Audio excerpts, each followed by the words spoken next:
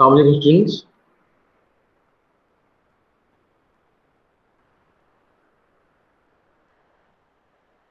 अस्सलाम वालेकुम स्टूडेंट्स। वालेकुम सलाम। Lecture number 10 CPP2। आज का जो हमारा लेक्चर है ये स्टीम और स्टीम टेबल्स पर मुश्तमिल होगा। तो स्टीम टेबल्स ऑलरेडी आप लोग जो है थर्मोडायनेमिक्स में भी देख चुके हैं कि किस तरीके से आमिर साहब आपको ऑलरेडी करवा चुके हैं कि स्टीम टेबल्स के अंदर आप किस तरीके से जो डिफरेंट वैल्यूज़ हैं स्टीम की, ख़ास तौर पे हमें एंथैल्पीज़ चाहिए होती हैं अपने कैलकुलेशन के लिए, तो उसके आप किस तरह से कैलकुलेट कर सकते हैं। तो मैं जो है आप लोगों को फिलहाल स्टीम के बारे में और कि किस तरीके से हम जो स्टीम टेबल्स के जरिए जो वो कॉन्स्टिट्यूट किए गए उसकी थोड़ी सी कि वो किस तरीके से उसकी एप्लीकेशन है और किस तरह हम उसको यूज़ कर सकते हैं, हम जरा उसको देखते हैं। और उसके बाद हम स्टीम टेबल्स को यूज़ करके हम जो है वो कैलकुलेशंस भी करेंगे कि किस तरीके से हम स्टीम टेबल्स की मदद से डिफरेंट जो वैल्यूज़ हैं उनको कैलकुलेट कर सकते हैं।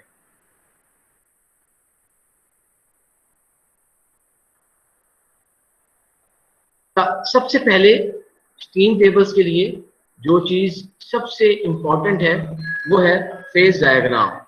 फेज डायग्राम क्यों इंपॉर्टेंट है कि आपके पास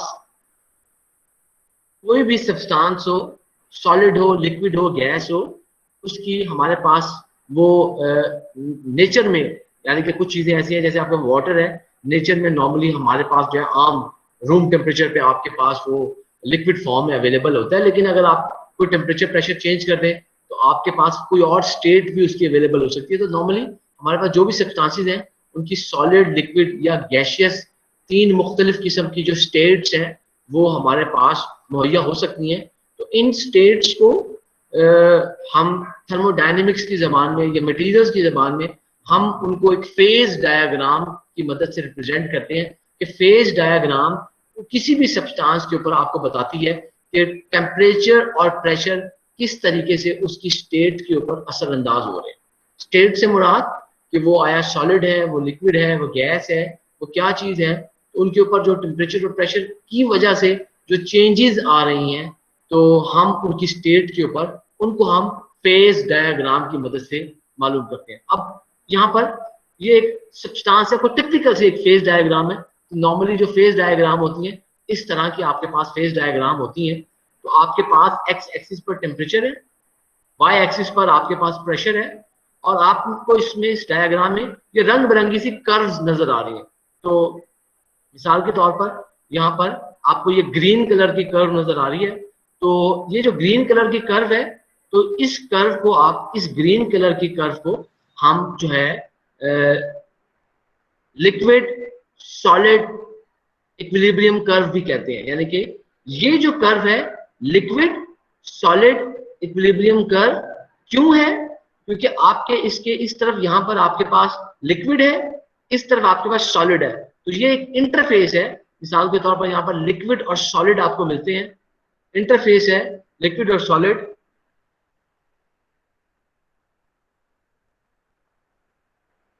बेटा जिसको स्क्रीन शो नहीं हो रही ना वो एक दफा साइन आउट करके दोबारा उसको चेक इन करे, बाकियों को शो हो रही है।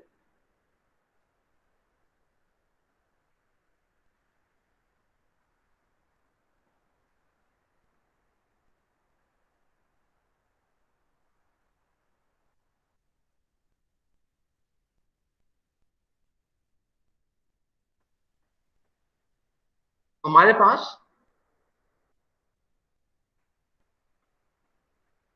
हमारे पास ये जो ग्रीन कलर की कर्व है, ये जो ग्रीन कलर की कर्व है, इस ग्रीन कलर की कर्व को, जैसे मैंने आपको बताया है कि आप इसको सॉलिड लिक्विड इक्विलिब्रियम कर्व या लिक्विड सॉलिड इक्विलिब्रियम कर्व इसको कहते हैं।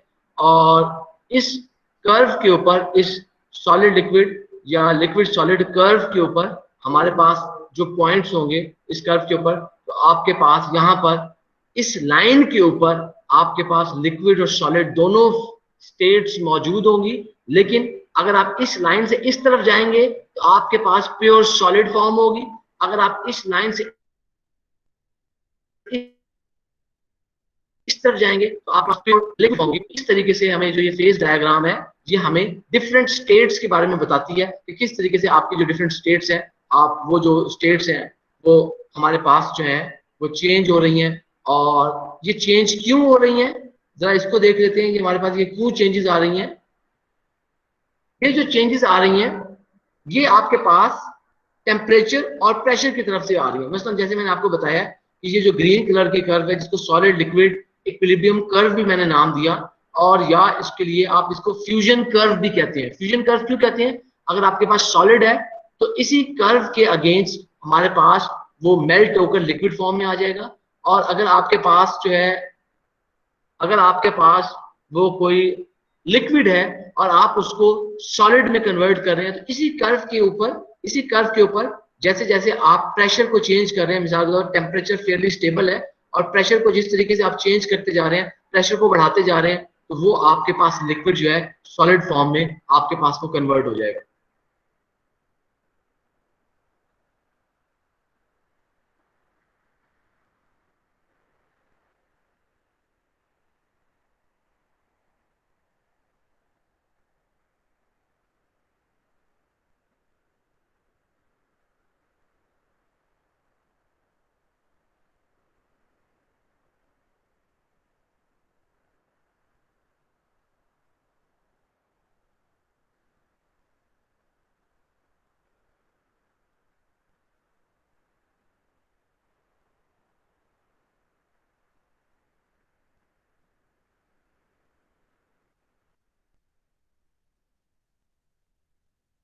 फिर ये जो हमारे पास ग्रीन कलर की कर्व नजर आ रही है, ये ग्रीन कलर की कर्व जिसको मैंने सॉलिड लिक्विड इक्विलिब्रियम या लिक्विड सॉलिड इक्विलिब्रियम कर्व कहा है, और ये जो कर्व है इसको फ्यूजन कर्व भी कहा है।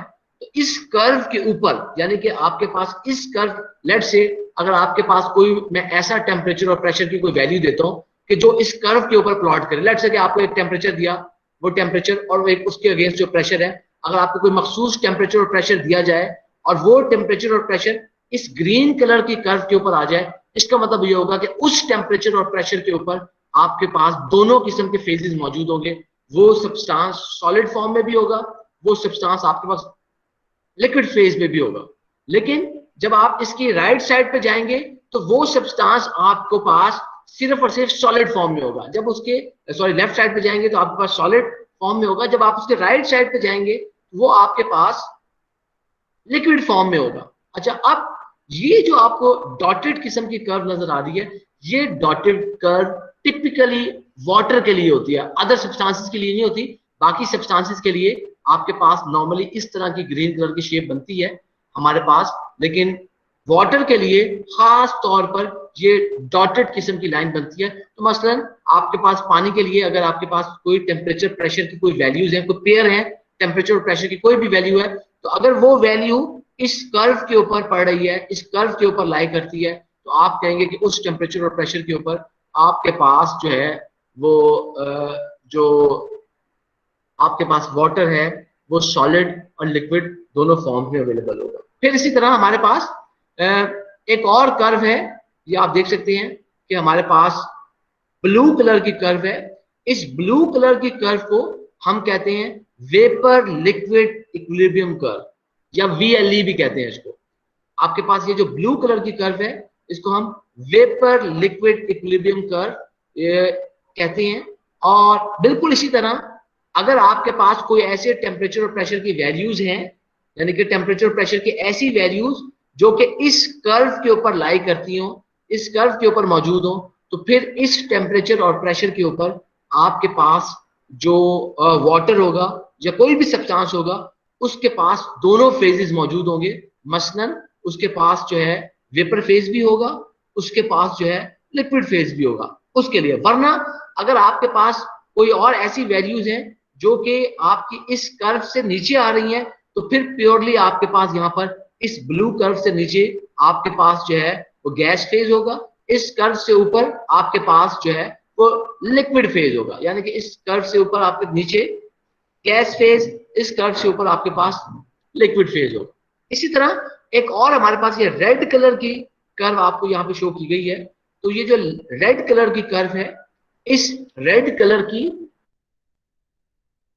कर्व को हम ये, क्योंकि आपके पास सॉलिड फेज और आपके पास गैस फेज के दरमियान में एक इंटरफेस है, एक उसके दरमियान में कर्व है, तो आप इसको कहते हैं कि ये जो है हमारे पास सॉलिड गैस जो है इक्विलिब्रियम कर्व है, ये सॉलिड गैस इक्विलिब्रियम कर्व है। जिस तरह इस ग्रीन कलर की कर्व को मैंने आपको कहा था कि आपके पास जो है इसको फ्यूजन कर्व कहते हैं, इसी तरह इस ब्लू कलर की कर्व को हम वेपराइजेशन कर्व भी कहते हैं। क्यों वेपराइजेशन कर्व कह रहे हैं? जैसे जैसे आपके पास यहाँ पर जो है टेम्परेचर बढ़ रहा है तो आपके पास कोई वेपर फॉर्म में आती है, तो इसके नाम इसको वेपराइजेशन कर्व भी कहते हैं। और ये जो गैस सॉलिड आपके पास जो कर्व आई हुई है, इस गैस सॉलिड कर्व को हम जो है यहाँ पर आपके पास सब्लिमेशन कर्व भी कहते हैं। इसका एक दूसरा नाम, इस गैस सॉलिड कर्व का नाम सब्लिमेशन कर्व भी है।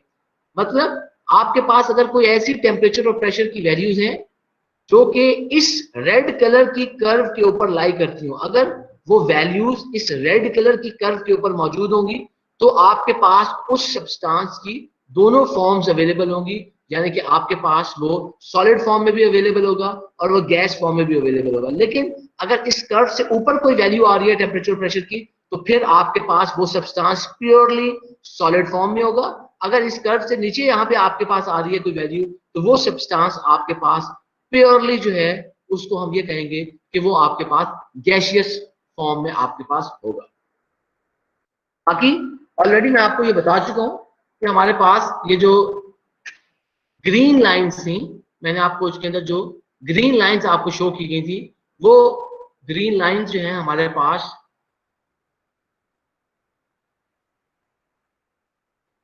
पास जो ये ग्रीन लाइंस हैं, इनको हमने सॉलिड लिक्विड इक्विलिब्रियम, जो सॉलिड लिक्विड इक्विलिब्रियम कर्व्स का हमने नाम दिया है, या इनको हम फ्यूजन कर्व्स कहते हैं। सॉलिड लिक्विड इक्विलिब्रियम कर्व्स, या हमारे पास ये फ्यूजन कर्व्स है।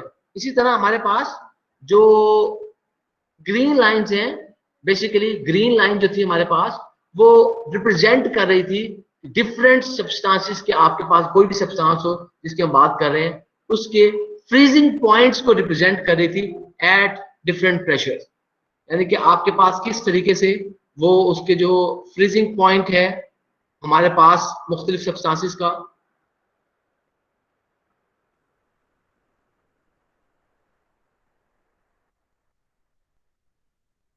तो वो जो ग्रीन लाइन है वो आपको पास जिस सब्सटेंस की वो फेज डायग्राम हो, तो वो ग्रीन लाइन बेसिकली आपको फ्रीजिंग पॉइंट्स रिप्रेजेंट कर रही होती हैं कि किस तरीके से आपके पास डिफरेंट प्रेशर के ऊपर हम जो है वो डिफरेंट फ्रीजिंग पॉइंट हासिल कर सकते हैं। मसलन किस तरीके से कि आप अगर यहाँ पर मैं एक दफा दोबारा आपको वो डायग्राम दिखाऊं, तो आप उस डायग्राम में यहाँ पर ये देख सकते हैं कि हमारे पास ये जो ग्रीन लाइन है, लेट्स से कि आपके पास, मैंने जैसे आपको बताया था कि आपके पास प्रेशर चेंज कर कर आप वो सेम टेम्परेचर के ऊपर वो फ्रीजिंग जो है आपके पास जो है फ्रीजिंग पॉइंट उसका हासिल कर सकते हैं। तो ये डिफरेंट सब्सटेंसेस के आपके पास जिस तरीके से प्रेशर, ये देखिए आप फेयरली जब हम इसके ऊपर कर रहे हैं, प्रेशर मुसलसल बढ़ाकर आप किस तरीके से जो है और टेम्परेचर को कांस्टेंट करके आपने उसको लिक्विड को उसको सॉलिडिफाई हालत में उसको आपने कन्वर्ट कर लिया है। ये टिपिकली वाटर के केस में था, जबकि अदर सब्सटेंसेस के केस में ये जो हमारे पास जो कर्व है उसकी मदद से हम इसको वो जो है आप देख सकते हैं किस तरीके से सॉलिड लिक्विड इक्विलिब्रियम कर्व जो है, और इस कर्व के ऊपर जो पॉइंट्स आपके पास आते हैं उनको आप ये भी कह सकते हैं कि वो फ्रीजिंग पॉइंट है। यानी फ्रीजिंग पॉइंट वो है कि जब आपके पास वो वाटर जो है वो फ्रीज होना शुरू हो गया, यानी कि वो फ्रीजिंग पॉइंट है। तो हमारे पास इसलिए ये इस कर्व से आपके पास फ्रीजिंग पॉइंट की आपके पास डिफरेंट वैल्यूज आ जाएंगी। ऑलरेडी मैं आपको बता चुका हूँ कि वो जो सॉलिड कर्व थी ग्रीन की, वो हमारे पास मुख्तलिफ टिपिकली तमाम तकरीबन सब्सटेंसेस के लिए इस तरह वो कर्व आती है। लेकिन जब आपके पास वाटर हो, तो वाटर के केस में हमारे पास वो डॉटेड ग्रीन लाइन जो थी वो सिर्फ वाटर के केस में वो वाटर के ऊपर एप्लीकेबल है, बाकी सब्सटेंसेस के ऊपर अवेलेबल नहीं है। फिर बाकी जो लेफ्ट साइड थी, यानी कि जो उसकी ग्रीन लाइन से पहले जो चीजें थी, जो एरिया था, उसके अंदर अगर कोई आपके पास प्रेशर या टेम्परेचर की कोई आपके पास पेयर वैल्यू आती है, तो आपका वो जो सब्सटेंस होगा उसका वो फेज जो है वो सॉलिड फेज में प्योरली होगा। लेकिन अगर वो जो है आपके पास टेम्परेचर या प्रेशर की कोई पेयर की वैल्यू उस कर्व के ऊपर आ जाती है, तो फिर वो आपके पास वो जो सब्सटेंस है वो सॉलिड और लिक्विड फेज के अंदर आपके पास वो आ सकता है। मसलन आपको कोई टेम्परेचर प्रेशर दिया जाता है, तो उस टेम्परेचर प्रेशर को फेज डायग्राम की मदद से देखते हुए आप बता सकते हैं, जाने बगैर मैं आपको सिर्फ दे दूं कि यार ये टेम्परेचर है और ये प्रेशर है, इस टेम्परेचर और प्रेशर पे आप मुझे बताओ कि ये जो सब्सटेंस है वो किस हालत में होगा, वो लिक्विड हालत में होगा, वो गैस हालत में होगा, क्या हालत होगा। फिर आप फेज डायग्राम पर वो टेम्परेचर और प्रेशर प्लॉट करेंगे तो आपको पता चल जाएगा, just knowing the temperature and the pressure we can determine what kind of state और सब्सटेंस है। तो हमारे पास जो ग्रीन लाइन के ऊपर आपके पास जो टेम्परेचर और प्रेशर होगा वहां पर सब्सटेंस दोनों हालतों में हो सकता है, वो सॉलिड हालत में भी हो सकता है, वो लिक्विड हालत में भी हो सकता है। तो इस तरीके से हमें फेज डायग्राम से पता चलता है कि आपके पास डिफरेंट सब्सटेंसेस किस तरीके से जो है वो उनकी क्या कंडीशन आ रही है। ब्लू लाइन आप लोगों ने देखी, जिसको मैंने आपको बताया था कि VLE या वेपर लिक्विड इक्विलिब्रियम कर्व है। जो ब्लू लाइन जो है वो वेपर लिक्विड इक्विलिब्रियम कर्व है, जिसका दूसरा नाम मैंने आपको वेपराइजेशन कर्व भी मैंने आपको बताया था। ये जो ब्लू लाइन है, ये जिस तरह ग्रीन लाइन जो है वो फ्रीजिंग पॉइंट्स को रिप्रेजेंट कर रही होती है, इसी तरह ये जो ब्लू लाइन है ये बॉइलिंग पॉइंट्स को रिप्रेजेंट कर रही होती है।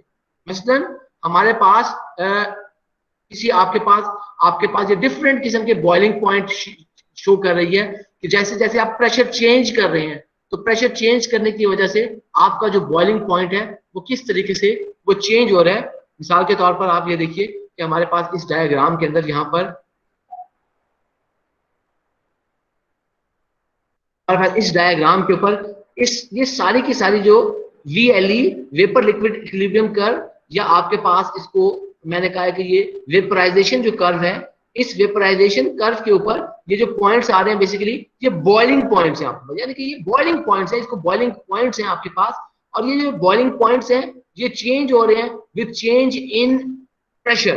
तो प्रेशर को चेंज कर करके आप अपने बॉइलिंग पॉइंट्स को चेंज कर सकते हैं। तो इस तरीके से आपके पास जो है ये जो है वो VLE हमारे पास वेपर लिक्विड इक्विलिब्रियम कर्व मौजूद है, जिसके ऊपर ये डाटा हमारे पास अवेलेबल होगा।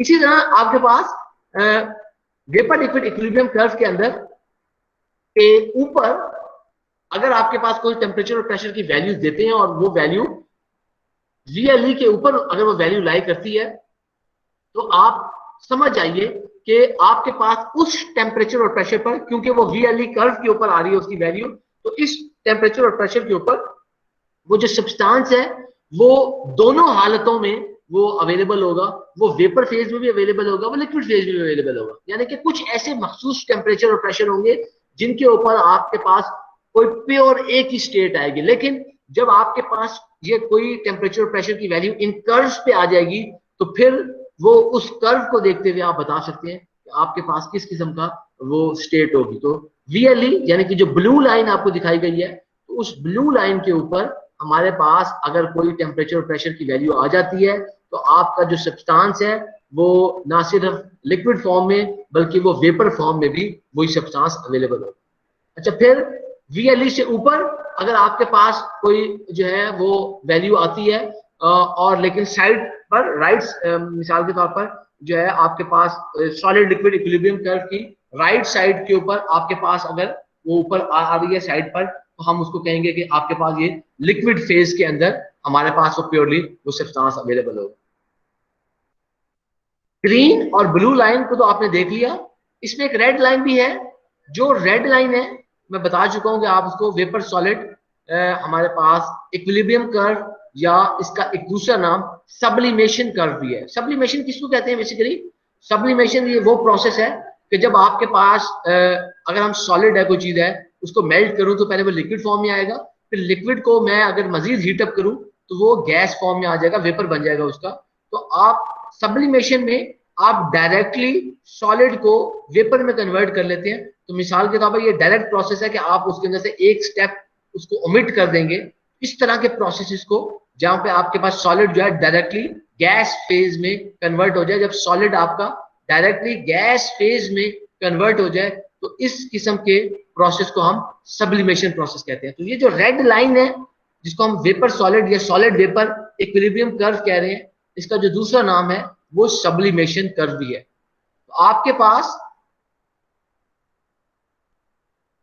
जब कोई ऐसी कोई वैल्यूज आएंगी जो कि इस रेड लाइन के ऊपर हो, इस वक्त वो सब्सटेंस फिर दोनों हालतों में आपके पास अवेलेबल हो सकता है। उस टेम्परेचर और प्रेशर पर आपके ऊपर पास वो सब्सटेंस सॉलिड फॉर्म में भी आ सकता है, वो सब्सटेंस आपके पास जो है वो वेपर फॉर्म में भी आ सकता है।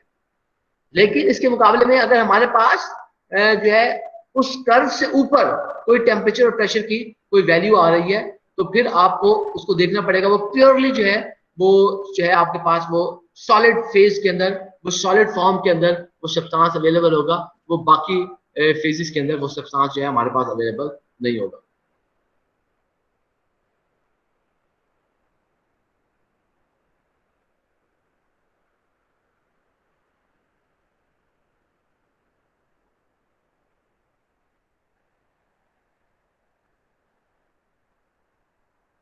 बेटा ये किसी और बच्चे को भी स्क्रीन नजर नहीं आ रही? कोई और स्टूडेंट ऐसा है कि जिसको स्क्रीन नजर ना आ रही हो?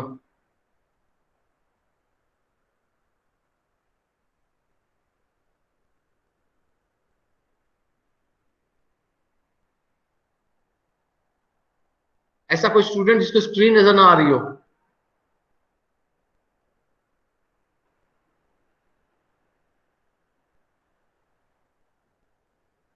अगर किसी को स्क्रीन नजर ना आ रही हो, मैं आपको शेयर कर रहा हूँ, अगर कोई ऐसा है तो उसके लिए फिर आप एक दफा सेशन को लीव करके दोबारा ज्वाइन कर लिया करें, तो उससे जो है आपको स्क्रीन दोबारा नजर आ, हो सकता है कि आपके पास इंडिविजुअली इंटरनेट की कनेक्टिविटी की वजह से कोई इस तरह का इशू आ रहा हो, तो आप अपना सेशन लीव करके दोबारा जब सेशन को ज्वाइन कर लेते हैं तो आपको वो जो स्क्रीन है वो दोबारा नजर आना शुरू हो जाती है।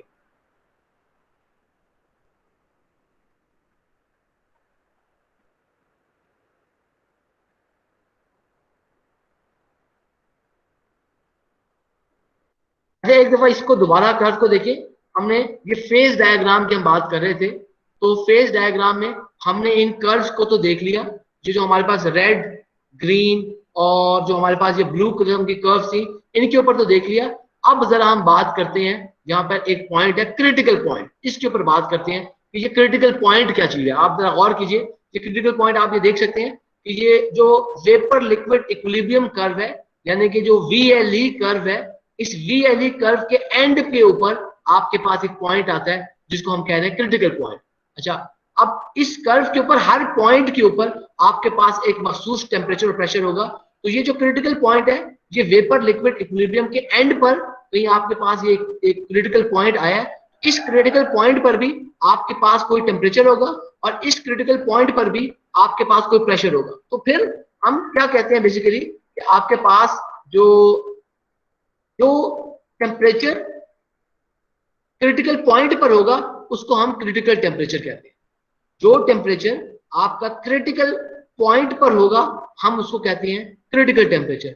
जो प्रेशर आपका क्रिटिकल पॉइंट पर होगा हम उसको कहते हैं कि क्रिटिकल प्रेशर। अच्छा, अब देखते हैं ये क्रिटिकल पॉइंट है क्या। तो क्रिटिकल पॉइंट हमारी VLE कर्व के ऊपर या वेपर लिक्विड इक्विलिब्रियम कर्व के ऊपर या जो वेपराइजेशन कर्व है उसके ऊपर, या जो आपके पास ये ब्लू कलर की कर्व थी ये उसके ऊपर एंड पॉइंट है हमारे पास फेज डायग्राम।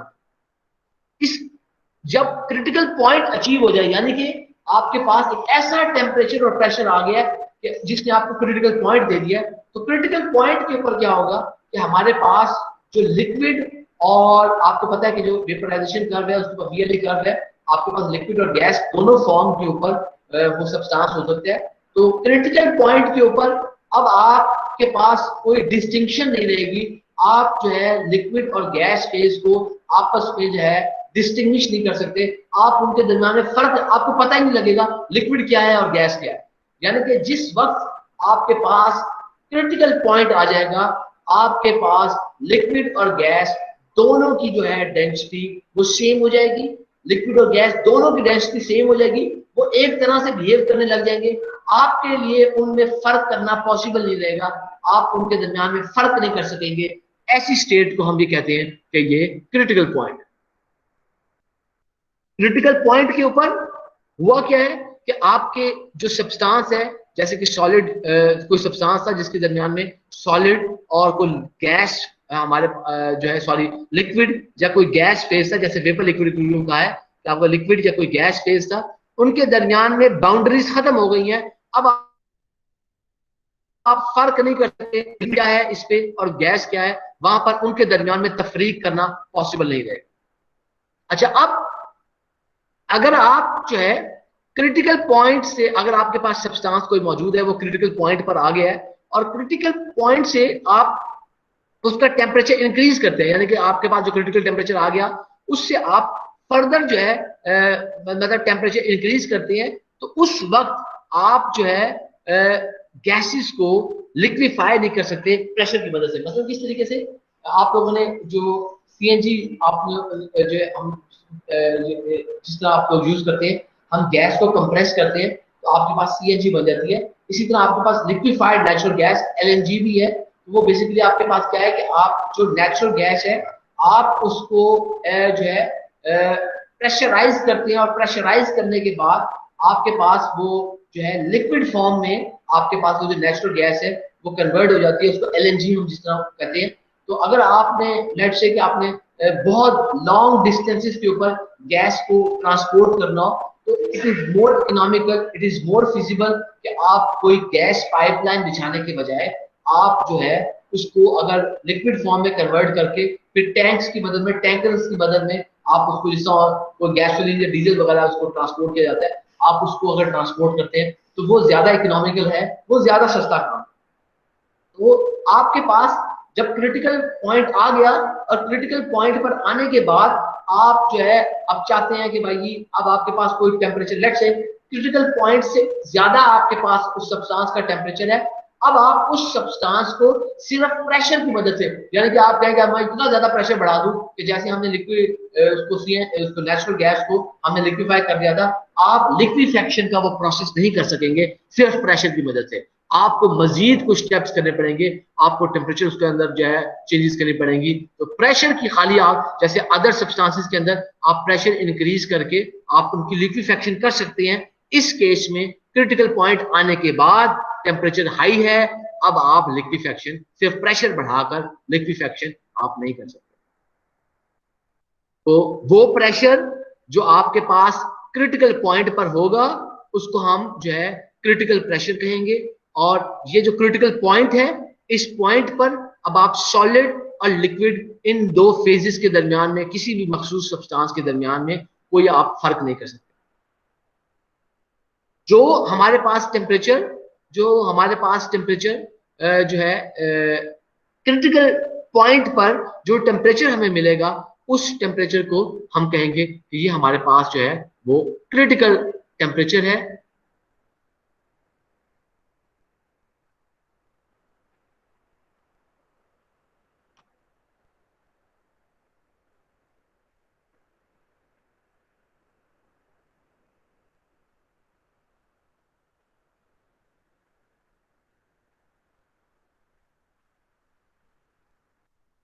अच्छा, इसी क्रिटिकल पॉइंट्स की मदद से हमारे पास एक स्पेशल किस्म का सब्सटेंस है जिसको हम कहते हैं सुपर क्रिटिकल फ्लूइड, या आप उसको कहते हैं एससीएफ यानी कि सुपर क्रिटिकल फ्लूइड। तो बेसिकली जो आपके पास कोई भी सब्सटेंस है वो अपनी सुपर क्रिटिकल स्टेट में आ सकता है। उस कोई भी सब्सटेंस है उसको आप सुपर क्रिटिकल वो फ्लूइड बन सकता है उस वक्त जब वो जो है अगर आपके पास क्रिटिकल पॉइंट से ज्यादा कोई टेम्परेचर या प्रेशर है। तो अब आपके पास क्रिटिकल प्रेशर और क्रिटिकल टेम्परेचर से ज्यादा कोई आपके पास प्रेशर और टेम्परेचर की वैल्यू है तो आपके पास वो जो सब्सटेंस होगा वो सुपर क्रिटिकल फ्लूइड होगा। अब क्या चुका है कि क्रिटिकल पॉइंट आने के बाद आपका जो वो जो लिक्विड और गैस फेजेस हैं उनके दरमियान में आप कोई क्लियर डिस्टिंक्शन नहीं कर सकते। आपको पता नहीं चलेगा ये पानी है लिक्विड फॉर्म में है या आपके पास ये गैस फॉर्म में है। आप उसको जो है किसी किस्म को आप उसके अंदर जो डिस्टिंक्शन नहीं कर सकेंगे, आप उसको फर्क नहीं कर सकेंगे। लेकिन जो सुपर क्रिटिकल फ्लूइड है उसके अंदर एक कंडीशन और भी होगी, वो कंडीशन ये होगी कि ये उस वक्त तक सुपर क्रिटिकल फ्लूइड रहेगा जब तक आप इसका जो प्रेशर है, यानी कि जो प्रेशर अभी क्रिटिकल प्रेशर से तो ऊपर है, लेकिन ये pressure must be less than the pressure which will be required to compress the liquid substance into a solid। मसलन किस तरीके से कि आपके पास जो है हम लिक्विड को भी अगर आप उसको इतना प्रेशराइज कर रहे हैं, इतना ज्यादा प्रेशराइज कर देते हैं कि वो आपके पास जो है सॉलिड फॉर्म में अगर आपके पास वो आ जाता है, तो हम क्या कह रहे हैं कि आपके पास ये जो सुपर क्रिटिकल फ्लूइड है इसके पास जो टेम्परेचर और प्रेशर होगा वो आपके पास क्रिटिकल टेम्परेचर और क्रिटिकल प्रेशर से ज्यादा होगा। लेकिन आपकी शर्त ये है, इसकी जो स्टेट हासिल करने के लिए शर्त ये है कि ये जो ज्यादा प्रेशर है, जो क्रिटिकल प्रेशर से ज्यादा जो प्रेशर है, वो प्रेशर फिर भी उस प्रेशर से कम होना चाहिए कि जिस प्रेशर पर आप लिक्विड यानी कि इस सब्सटेंस की लिक्विड स्टेट को आप जो है सॉलिड स्टेट के अंदर कन्वर्ट कर सकते हैं।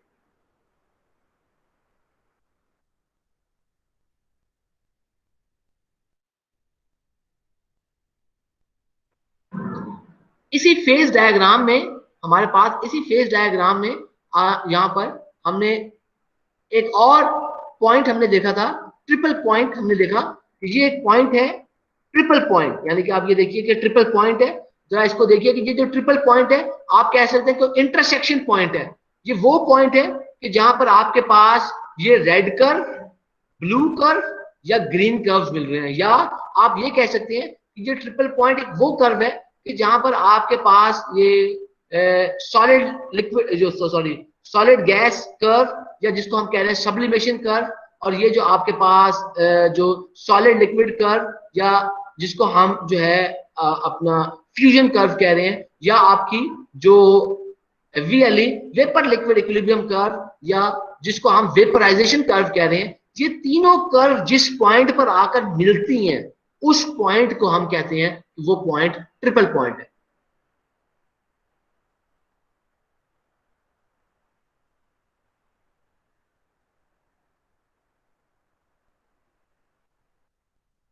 तो हमारे पास जो ट्रिपल पॉइंट, फिर क्या ट्रिपल पॉइंट क्या होगा?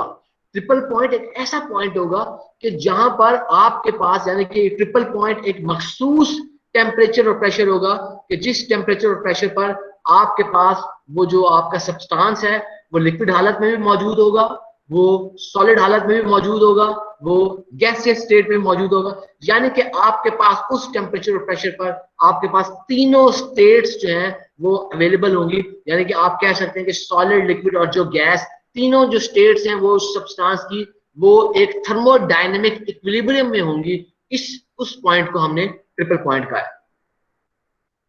तो जो ट्रिपल पॉइंट है बेसिकली ये वो टेम्परेचर और प्रेशर होगा कि जहां पर आपके पास सब्लिमेशन, फ्यूजन और जो वेपराइजेशन कर्व है, यानी कि आपके पास जो है हम रेड, आपके पास रेड, ग्रीन और ब्लू तीनों कर्व जहां पर आपके पास मिल रही हैं तो उसको हम ट्रिपल पॉइंट कहेंगे।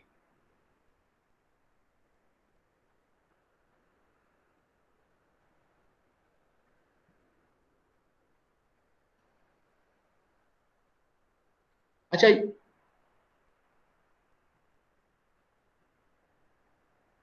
जी बेटा, यहां तक अगर फेज डायग्राम के हवाले से किसी का कोई सवाल है तो आप सवाल पूछ सकते हैं।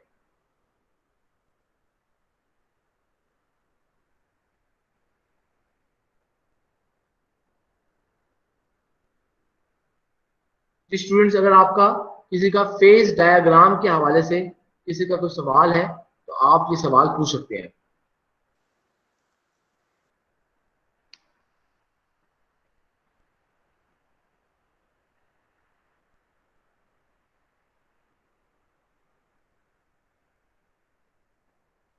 जी मोहम्मद वकास। सर अस्सलाम वालेकुम।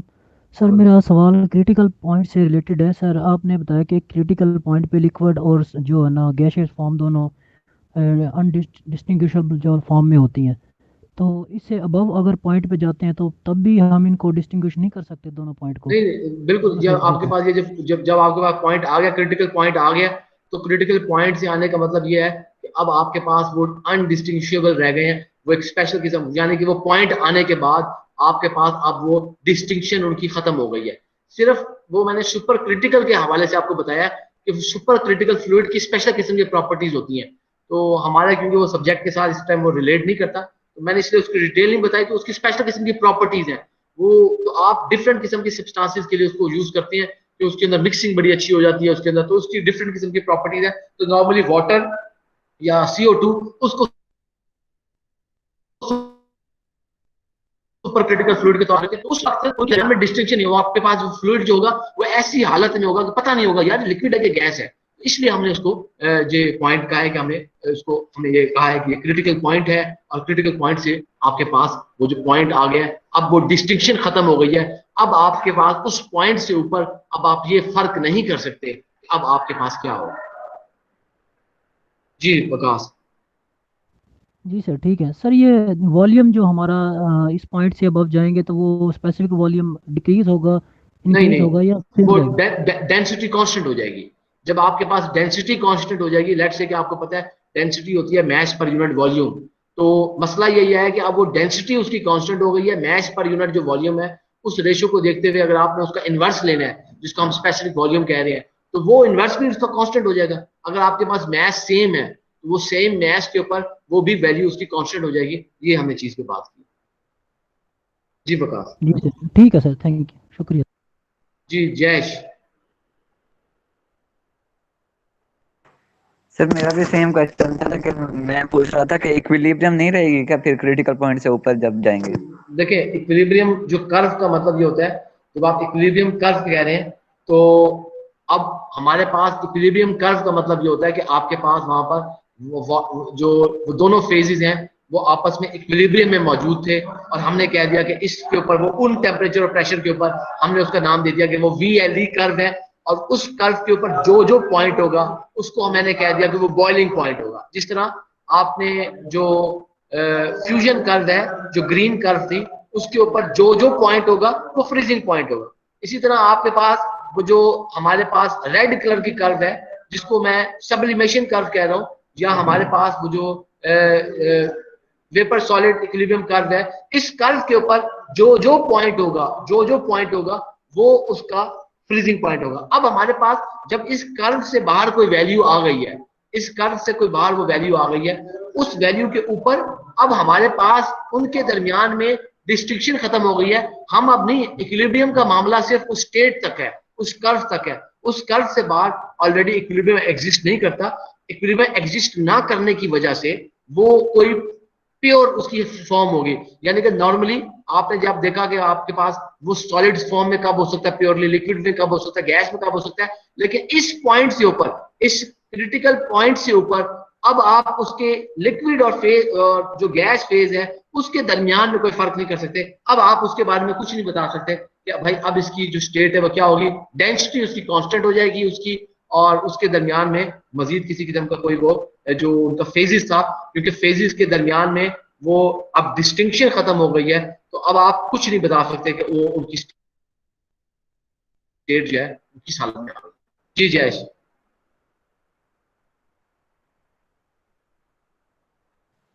Okay sir. जी उमेर अपना अस्सलाम माइक वालेकुम ऑन सर। कीजिए। जैसे जी आपने वालेकुम कहा कि सलाम। क्रिटिकल पॉइंट से ऊपर हमारा जो सुपर फ्लूइड होगा, सुपर लिक्विड फ्लूइड, वो हमारे पास मतलब हम डिस्टिंग्विश नहीं कर सकते। तो अगर हमसे कोई पूछता है कि जी उसमें कितने फेसेस कितने हैं, तो हम उसमें 2 कहेंगे कि 1 कहेंगे? नहीं नहीं, देखो वो जो हमारे पास सुपर क्रिटिकल जो फ्लूइड है, तो वो एक ऐसा फ्लूइड है कि जो कि आपके पास जिस पॉइंट से आया है, मसलन आपके पास उसके अंदर दो ही पॉसिबिलिटीज हो सकती हैं। सुपर क्रिटिकल फ्लूइड के लिए दो ही पॉसिबिलिटीज हो सकती हैं। वो आपके पास यानी कि गैस और लिक्विड मिक्स एक फेज में आया है, आप उसको सेपरेट नहीं कर सकते। वो एक स्पेशल किस्म का फेज बन गया कि इनडिस्टिंग्विशेबल, यानी कि आपके पास एक इनडिस्टिंग्विशेबल एक फेज बन गया कि जिसके दरमियान में आप गैस और लिक्विड फेज में आप फर्क नहीं कर पा रहे। तो वो आपके पास क्योंकि बना है लिक्विड और गैस की वजह से बना है, आप उन दोनों के दरमियान में फर्क नहीं कर पा रहे। तो ये कहना, वो आपने उसको स्पेशल किस्म का नाम देने के बजाय स्पेशल फेज है, जिस तो आपने उसको कहने की वजह आपने उसको कह दिया कि ये क्रिटिकल फ्लूइड है कि इनके दरमियान में, दोनों फेजेस के दरमियान में अब यहाँ पर आके फर्क खत्म हो गया, फर्क मिट गया है, अब वो एक हो गया, अब वो एक चीज हो गई है। तो अब आपके पास है, आपको पता नहीं चल रहा वो क्या है, तो हम जो है लिक्विड कहें कि उसको गैस कहें, आपने उसका नाम कह दिया नहीं ये सुपर क्रिटिकल है। लेकिन उसके दरमियान में क्योंकि जब फर्क मिट गया है तो फर्क मिटने के बाद अब आप कह नहीं सकते कि आपके पास वो क्या चीज है, तो दो जो कहना है वो सही नहीं होगा। तो आप क्योंकि आपको कभी कभार ऐसा लग रहा होगा यार ये लिक्विड है कि ये गैस है, फर्क नहीं कर पा रहे, तो आपने उसका नाम सुपर क्रिटिकल आपने उसका नाम दे दिया।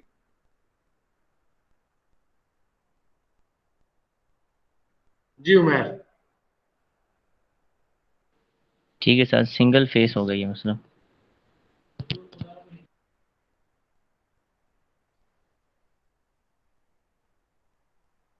जी बेटा, किसी और का यहाँ पे इस फेज डायग्राम के हवाले से किसी का सवाल हो? सर ये एक क्वेश्चन और था सर। जी सर आपने वेपर्स का भी लफ्ज यूज किया और गैस का भी लफ्ज यूज किया, तो इनमें हाँ, डिफरेंशिएट ये कर दें सर। हम केमिकल जो इंजीनियरिंग है, केमिकल इंजीनियरिंग के अंदर जो वेपर और जो गैस है, ये जो वर्ड्स हैं ये इंटरचेंजेबली यूज होते हैं, इंटरचेंजेबली यूज होते हैं, इनके दरमियान में ज्यादा तफरीक नहीं की जाती। लेकिन नॉर्मली हम जब किसी और केमिस्ट्री वाले देखें तो वो इसको बाज का तो बड़ा डिस्टिंग्विश कर रहे होते हैं। तो वो अगर आपके पास वो वेपर कह रहे होते हैं तो वो वेपर वो कह रहे होते हैं यानी कि उसके अंदर हो सकता है शायद को थोड़ा बहुत मॉइस्चर भी अवेलेबल हो, तो उसको उस टर्म में वो वेपर टर्म में उसको ले रहे होते हैं। लेकिन हमारे लिए वेपर और गैस एक ही चीज है, यानी कि आपके पास एक, हम तीन बात कहते हैं, लिक्विड है, गैस है या सॉलिड है। हम गैस को केमिकल इंजीनियर वेपर भी कह देते हैं। तो क्यों वेपर कह लेते हैं? क्योंकि हमारे पास जो वेपराइजेशन इवेपोरेशन का प्रोसेस आ रहा होता है, हमारे पास उसको वेपर्स बन रहे होते हैं। तो वो जो वेपर्स बन रहे होते हैं तो उसको फिर ये टर्मिनोलॉजी के लिए हम उसको गैस कहना पसंद नहीं करते, क्योंकि गैस से आपको ये पता लगता है कि प्योर कोई कंपोनेंट है, प्योरली कोई चीज है। खासतौर पर जब आपके पास डिस्टिलेशन वगैरह कोई आ रही होती है तो आपके पास जो है उसके अंदर हो सकता है कि वोलेटाइल कंपोनेंट्स एक से ज्यादा मौजूद हो, तो इसलिए हम उसको वेपर की टर्म ज्यादा पसंद करते हैं कहना, क्योंकि गैस से समझने में ये मुगालता होता है कि आपके पास कोई प्योर कंपोनेंट है, तो ये पॉसिबल बात नहीं होता। इसीलिए हम गैस और वेपर को केमिकल इंजीनियरिंग में हम इंटरचेंजेबली यूज करते हैं। जी उमेर। Thank you sir.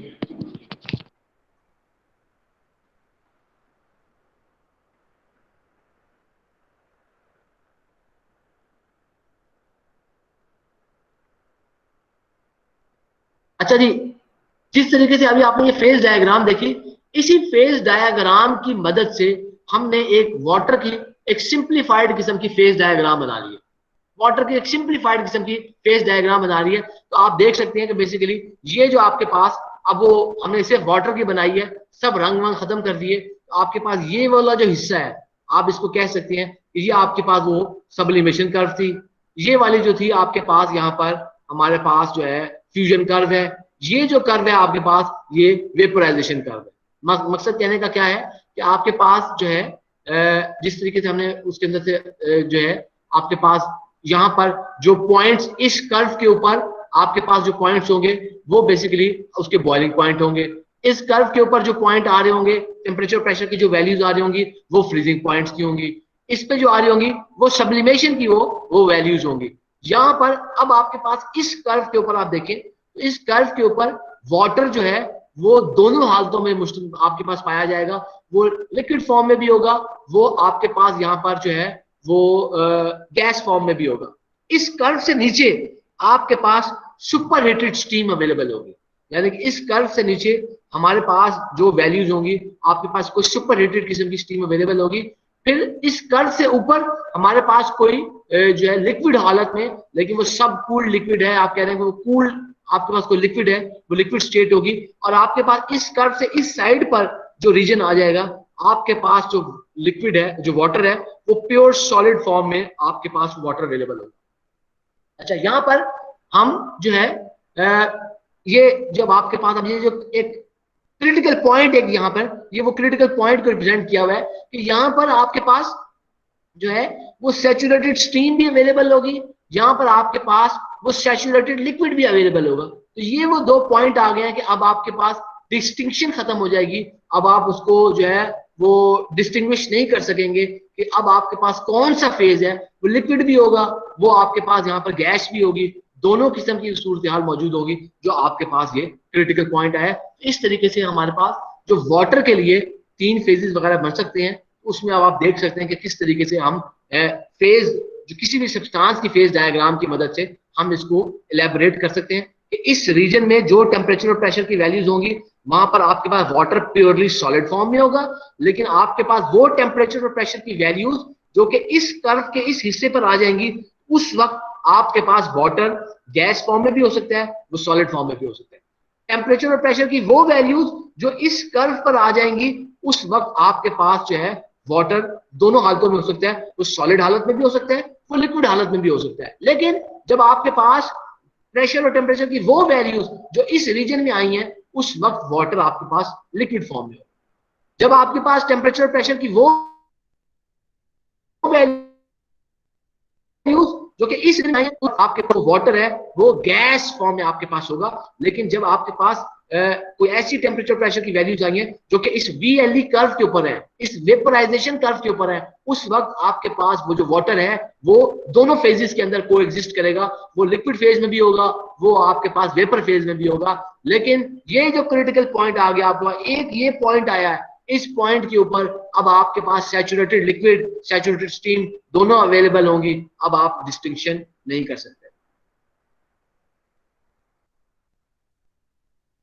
तो हमारे पास जो प्योर वाटर है वो VLE कर्व के ऊपर, हमारे पास VLE कर्व के ऊपर, वेपर लिक्विड इक्विलिब्रियम कर्व के ऊपर, वो यानी कि अगर ये vapour liquid curve simple substance जो मैंने आपको फेज डायग्राम दिखाई थी उसके अंदर ये शो कर रही थी, आपके पास एक ब्लू कलर की कर्व शो कर रही थी। वहां पर आपके पास जो टेम्परेचर और प्रेशर की जो वैल्यूज आएंगी, उन वैल्यूज के ऊपर आपके पास जो वाटर है वो लिक्विड और वेपर दोनों हालतों के अंदर वो एग्जिस्ट कर सकता है। अच्छा, इसी तरह आपके पास जब हम बात कर रहे हैं तो वो आपके पास बाज़ औक़ात में या तो क्या होगा कि आपके पास वो सैचुरेटेड लिक्विड होगा, या आपके पास वो कोई जो है सैचुरेटेड आपके पास कोई स्टीम होगी, या आपके पास वहां पर जो है वो कोई मिक्सचर होगा उन दोनों के दरमियान में, तो जिसके दरमियान में आपके पास जो है वो उन दोनों का मिक्सचर भी हो सकता है। तो आप जो है इस हमारी VLE कर्व के ऊपर, VLE कर्व से नीचे वाटर जो है सुपर हीटेड स्टीम की फॉर्म में होगा, और VLE कर्व से ऊपर लेकिन जो है आपके पास जो है वो राइट साइड के ऊपर जो वाटर है वो लिक्विड फॉर्म के अंदर होगा।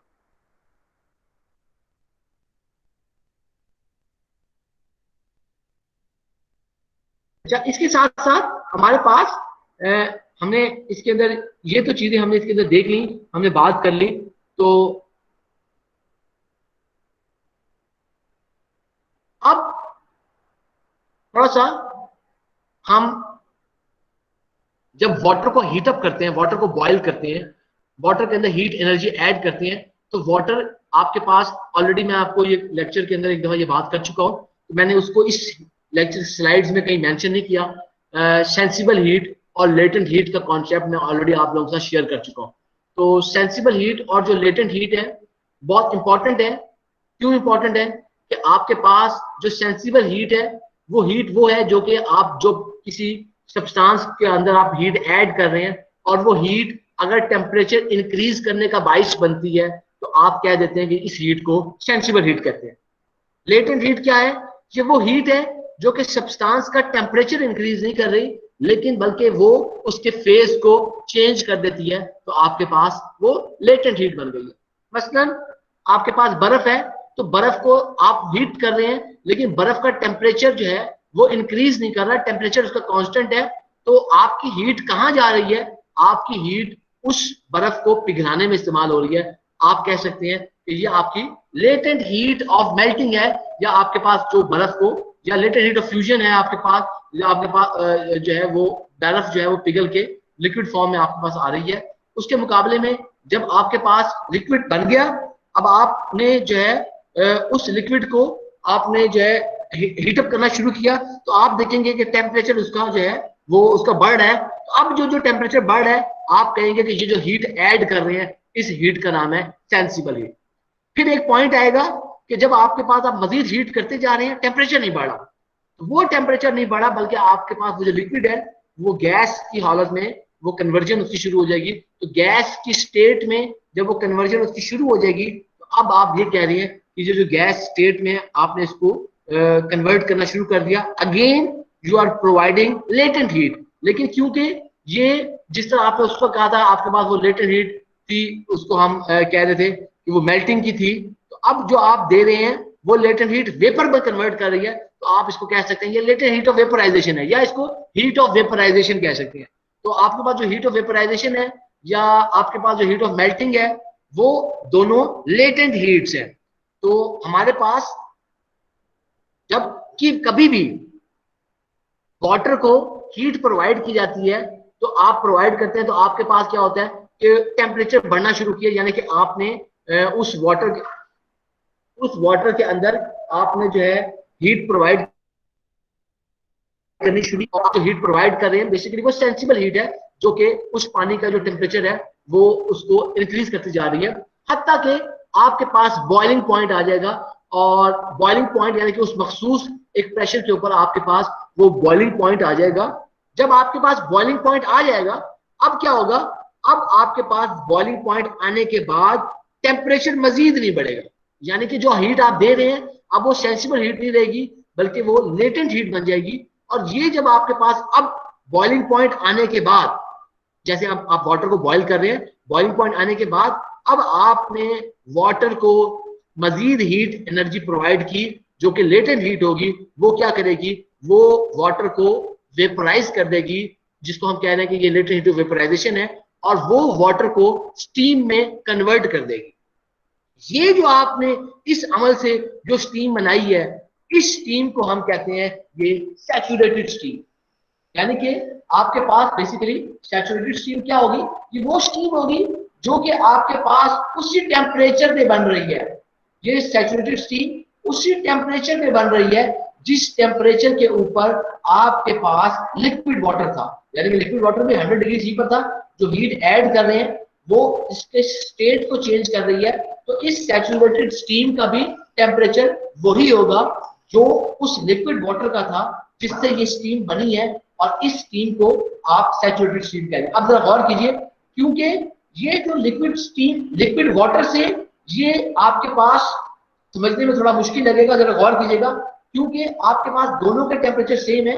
यानी कि आपके पास जो लिक्विड था वो प्योर लिक्विड था, उसको मजीद हीटअप किया, अब वो आपके पास कोई वेपर कोई गैस फॉर्म में आ रहा है, लेकिन क्योंकि वो प्योर आपके पास गैस फॉर्म में ही आ रहा है, दोनों का टेम्परेचर सेम है, वो आपको गैस फॉर्म दे रहा है, इसलिए हम ये कहते हैं कि जो आपके पास जो सैचुरेटेड स्टीम है, ये सैचुरेटेड स्टीम ड्राई स्टीम है। इसके लिए एक जो दूसरी टर्म यूज की जाती है, इसको ड्राई स्टीम भी कहते हैं। तो ड्राई स्टीम के इसके कॉन्सेप्ट किस तरीके से आया गया, इसलिए आया गया क्योंकि ये उसी टेम्परेचर पर है जिस टेम्परेचर पर आपके पास वो बॉइलिंग लिक्विड था। सैचुरेटेड स्टीम उसी टेम्परेचर पर है जिस टेम्परेचर पर आपके पास बॉइलिंग लिक्विड था, लेकिन बॉइलिंग लिक्विड में जो मजीद हीट ऐड की गई थी, उस हीट ने इस लिक्विड को गैस की हालत में, स्टीम की हालत में कन्वर्ट कर दिया है, इसलिए हमने इसका नाम जो है सैचुरेटेड स्टीम कह दिया है। और आप इसको ये कह रहे हैं कि ये आपके पास ड्राई स्टीम है। और सैचुरेटेड स्टीम जो है ये आपके पास नॉर्मली जो है एटमॉस्फेरिक प्रेशर अगर आपके पास हो, अगर आप प्रेशर जो है 1 atm एटमॉस्फेरिक प्रेशर आपके पास मौजूद हो, तो सैचुरेटेड स्टीम हमें 100 डिग्री सी या 212 डिग्री फ़ारेनहाइट पर ये हमें अवेलेबल हो जाएगी। एक निशानी में ऑलरेडी आपको बता चुका हूं कि आपके पास सैचुरेटेड जो स्टीम होगी, इस सैचुरेटेड स्टीम के अंदर जो है आपके पास ये ड्राई होगी, और इसके अंदर जो वाटर के ड्रॉपलेट्स हैं वो मौजूद नहीं होंगे। इस मुकम्मल तौर पे ड्राई है, इसके अंदर आपके पास जो वाटर के ड्रॉपलेट्स हैं वो मौजूद नहीं है। इसके अलावा ये जो सैचुरेटेड स्टीम है ये ह्यूमन आई को विजिबल नहीं होगी। मिसाल के तौर पर आपके पास जो स्टीम बन रही होगी आप उसको देख नहीं सकते, आपको ये इनविजिबल होगी, ट्रांसपेरेंट होगी, आप उसको देख नहीं सकते। अगर ये आपको ऐसे लग रहा है कि विजिबल है, अब ये सैचुरेटेड स्टीम नहीं होगी, मतलब जो इसकी विजिबिलिटी का पोर्शन आएगा वो उस वक्त आएगा कि कहीं वाटर कंडेंस हो रहा है। मिसाल के तौर पर हम जैसे देखते हैं कि वाटर आपके पास घर में आप पानी उबाल रहे हैं, तो आप देखते हैं कि पानी उबलता हुआ आपको उसके वेपर्स बनते हुए निकाल आते हैं, ये तो नजर आ रहे हैं। वो क्या रहा है, बेसिकली इर्द गिर्द का जो वाटर है उसके अंदर कंडेंसेशन हो रही है, उस कंडेंसेशन होने की वजह से आपके पास वो जो वाटर है वो स्टीम में मिल रहा है। अब वो स्टीम सैचुरेटेड स्टीम नजर नहीं आई रही, बल्कि वो आपको विजिबल हो गई है। तो सैचुरेटेड स्टीम सबसे पहले तो ड्राई होगी, और क्योंकि ये ड्राई है इसीलिए विजिबल नहीं है, क्योंकि जब विजिबिलिटी आएगी तो उसके अंदर इर्द गिर्द से वाटर कंडेंस होना शुरू होगा और वो उसकी विजिबिलिटी को मुतासिर कर देगी। अच्छा, अब हम इंडस्ट्री के अंदर आपके पास जो हमारे पास सैचुरेटेड स्टीम है, बेसिकली हम जो है जैसे मैंने आपको बताया कि आप उसको देख तो नहीं सकते, लेकिन बाद औकात में आपके पास क्या होता है कि स्टीम ट्रैप्स लगे होते हैं इंडस्ट्री के अंदर हमारे पास। मैं अभी दिखाता हूँ आपको स्टीम ट्रैप्स किस तरह के हैं। तो आपके पास जो है स्टीम कंडेंसेट को कॉन्टिन्यूसली रिमूव करने के लिए प्रोसेस में से हमारे पास जो है स्टीम ट्रैप्स वगैरह हमारे पास मौजूद होते हैं। तो आपको जो है स्टीम ट्रैप्स केमिकल इंडस्ट्री कोई भी आपको प्लांट है जहाँ पे स्टीम कहीं यूज हो रही है, तो वहां पर आपको जा बजा स्टीम ट्रैप्स जो है आपके पास अवेलेबल होंगे और आप उनको देख सकते हैं। अच्छा, अब होता क्या है कि आपके पास जो मिसाल के तौर पर जब आपकी जो स्टीम ट्रैप है उसके बाद जब स्टीम जो किसी नोजल से उसका डिस्टेंस बहुत दूर की तरफ हो जाता है, यानी कि उसको ज्यादा से ज्यादा एरिया मिला है, उस एरिया के बाद वो आपको जब स्टीम ट्रैप में से बाद धुएं की शक्ल में, वेपर की शक्ल में वो स्टीम निकलती नजर आती है, तो वो उस वक्त सैचुरेटेड स्टीम नहीं होगी, वो उस वक्त आप उसको वेट स्टीम का नाम दे सकते हैं, उसको वेट स्टीम कहेंगे। हुआ क्या है, क्योंकि उसके अंदर आपके पास ड्रॉपलेट्स ऑफ वाटर मौजूद है जिसकी वजह से आपको नजर आ रही है, हम उसको वेट स्टीम कह रहे हैं।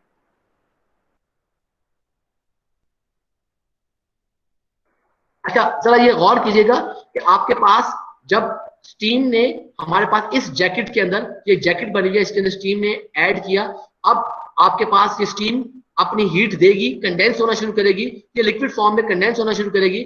जब ये लिक्विड फॉर्म में कंडेंस हो जाएगी तो हीट ट्रांसफर का जो एरिया है वो रिड्यूस हो जाएगा। अब आपको इस स्टीम को इस वेल्व की मदद से रिमूव करना पड़ेगा, स्टीम कंडेंसेट को।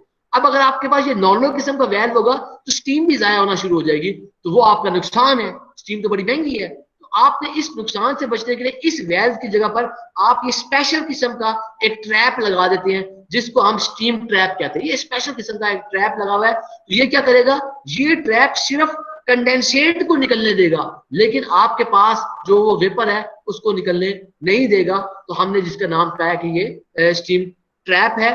जरा इसको हम मजीद देखते हैं कि स्टीम ट्रैप कैसे होगा। जरा आप गौर कीजिए कि आपके पास ये जो स्टीम ट्रैप अभी मैंने आपको दिखाया था, उस स्टीम ट्रैप के अंदर ये जो आपके पास स्टीम आ रही है उसके अंदर कंडेंसेट भी है, उसके अंदर आपके पास जो है वो स्टीम भी है। कंडेंसेट क्या है, कंडेंसेट वो लिक्विड पोर्शन है, लिक्विड पार्ट है, लिक्विड मौजूद है, लेकिन उसके अंदर आपके पास स्टीम नहीं है, स्टीम भी मौजूद है, लिक्विड भी मौजूद है। तो हमारे पास जब ये आपके पास लिक्विड और कंडेंसेट ये दोनों हालतों में आपके पास मौजूद है, तो आपके पास नॉर्मल वेल्व होगा तो स्टीम भी सिस्टम से रिमूव हो जाएगी। तो हमने स्टीम की जब हीट को यूज कर लिया, हमने स्टीम की एनर्जी को जब यूज कर लिया, स्टीम को हमने हीट करने के लिए यूज किया था, तो आपने नॉर्मली कोई जैकेटेड वैसल था जिसके अंदर आपने स्टीम को यूज किया था हीट अप करने के लिए। जब स्टीम की हीट एनर्जी को यूज कर लिया तो स्टीम बेसिकली आपको जब वो हीट आपको क्या करेगी, स्टीम अपनी लेटेंट हीट आपको दे देगी। स्टीम जब आपके पास लेटेंट हीट दे देगी तो वो उस वक्त वो कंडेंस हो जाएगी। इसका मतलब है कि हम लेटेंट हीट यूज करते हैं, इसीलिए आप कहते हैं कि जो इवेपोरेशन है आपके पास वो लेटेंट हीट ऑफ वेपराइजेशन हम लोग यूज कर रहे होते हैं। तो हम अपनी इंडस्ट्री के अंदर हीट अप करने के लिए जो एनर्जी यूज कर रहे होते हैं, अगर स्टीम आप सोर्स ऑफ हीट यूज कर रहे हैं तो स्टीम की आप लेटेंट हीट को यूज कर रहे होते हैं, क्योंकि स्टीम की लेटेंट हीट जब आप रिमूव करते हैं तो वो स्टीम जो है उसका टेम्परेचर कम नहीं होता, वो लिक्विड फॉर्म में आ जाती है, वो आपके पास कंडेंसेट आ जाती है। अब आपने जब वो स्टीम ट्रैप में आई तो स्टीम ट्रैप के अंदर इस तरह आपके पास ये मेटालिक, आप इसको बॉल देख सकते हैं, वो क्या करेगी कि वो आपके पास जो लिक्विड है उसको जो है हमारे पास इस तरीके से वो उसको रिटेन करती है कि आपके पास हम कंडेंसेट को अलग से रिमूव कर सकते हैं और जो आपके पास वेपर है जो स्टीम है उसको आप अलग से रिमूव कर सकते हैं, उसको आप दोबारा रिसाइकल कर सकते हैं, सिस्टम के अंदर ऐड कर सकते हैं। नॉर्मली अब इस स्टीम का प्रेशर रिड्यूस हो जाएगा, तो इसको आप लो प्रेशर स्टीम भी आप इसको कह सकते हैं, लेकिन ये होगा कि आपकी ये स्टीम जो है वो जाया नहीं होगी। अच्छा, इसीलिए हम एक टर्म यूज करते हैं फ्लैश स्टीम की। जरा आप इसको देखिए कि ये उसी तरह हमारे पास स्टीम ट्रैप है, तो स्टीम ट्रैप से निकलने के बाद जब आपके पास कोई, अगर आपके पास कोई वेपर एक जो है, आप उसको जरा देख सकते हैं कि होता क्या है कि हमारे पास अगर आप सडनली एरिया इंक्रीज कर दें, सडनली एरिया इंक्रीज कर देने से तो उसके अंदर आपके पास वो जो कंडेंसेट है, अब जरा सुनिएगा, बड़ी इंपॉर्टेंट बात है। होता क्या है कि स्टीम कंडेंसेट, जो स्टीम ट्रैप है, अगर वो फॉल्टेड है, स्टीम ट्रैप अगर आपका खराब है, तो वो खराब होने की वजह से वो आपके पास स्टीम भी वो लीक करेगा।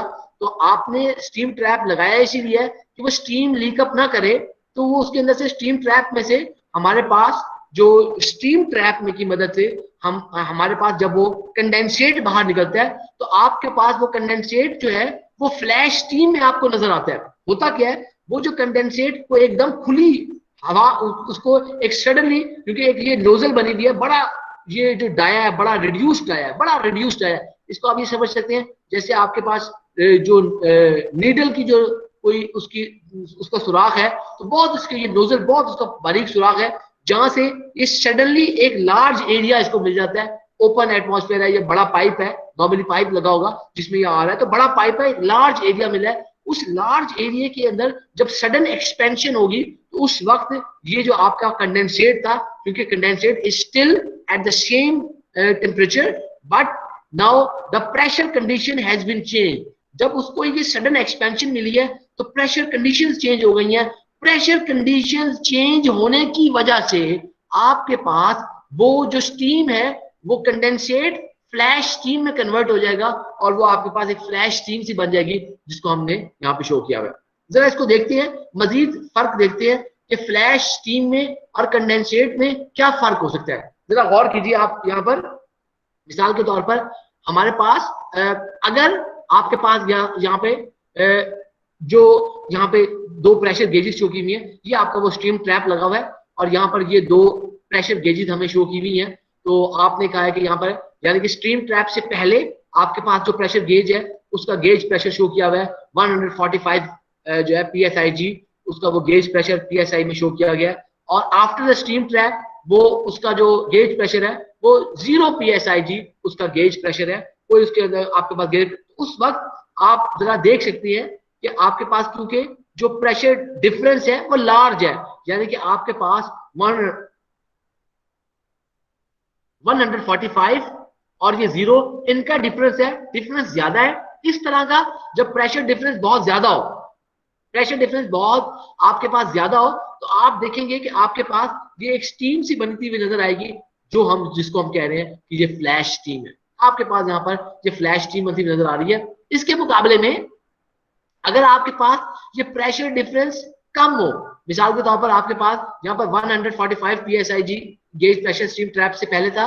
और उसके बाद आपके पास यहाँ पर 44 PSIG है, तो अब आप 145 माइनस 44 जो डेल्टा P है वो आपका रिड्यूस हो गया एज कंपेयर टू 145। आपका जो है अब डेल्टा P जो है वो 101 जो है वो PSIG है। रिड्यूस प्रेशर के ऊपर आपके पास वो जो कंडेंसेट होगा वो लिक्विड फॉर्म में ही रहेगा, वो अब इस रिड्यूस प्रेशर की वजह से वो स्टीम कंडेंसेट में फ्लैश स्टीम में वो कन्वर्ट नहीं होगा। तो इसको इस तरह भी हम इसको चेक कर सकते हैं। इसी कंडीशन को जरा शो करने के लिए कि आप जरा इसको देख सकते हैं, मिसाल के तौर पर किस तरीके से आपके पास जो अगर आप इसको यहाँ पर इसको कंपैरेटिवली इसको आप देखें, तो इन दोनों सिचुएशन में जब वो प्रेशर आपका डिफरेंस ज्यादा था, और यहाँ पर आप उसको देख सकते हैं कि स्टीम कंडेंसेट और जो ये आपके पास जो ब्लू कलर का नजर आ रहा है ये स्टीम कंडेंसेट है, और जो आपके पास बाकी है वो आपके पास फ्लैश स्टीम है। उनके दरमियान में आप फर्क देख सकते हैं कि कितना ज्यादा उसके दरमियान में वॉल्यूम का फर्क होगा।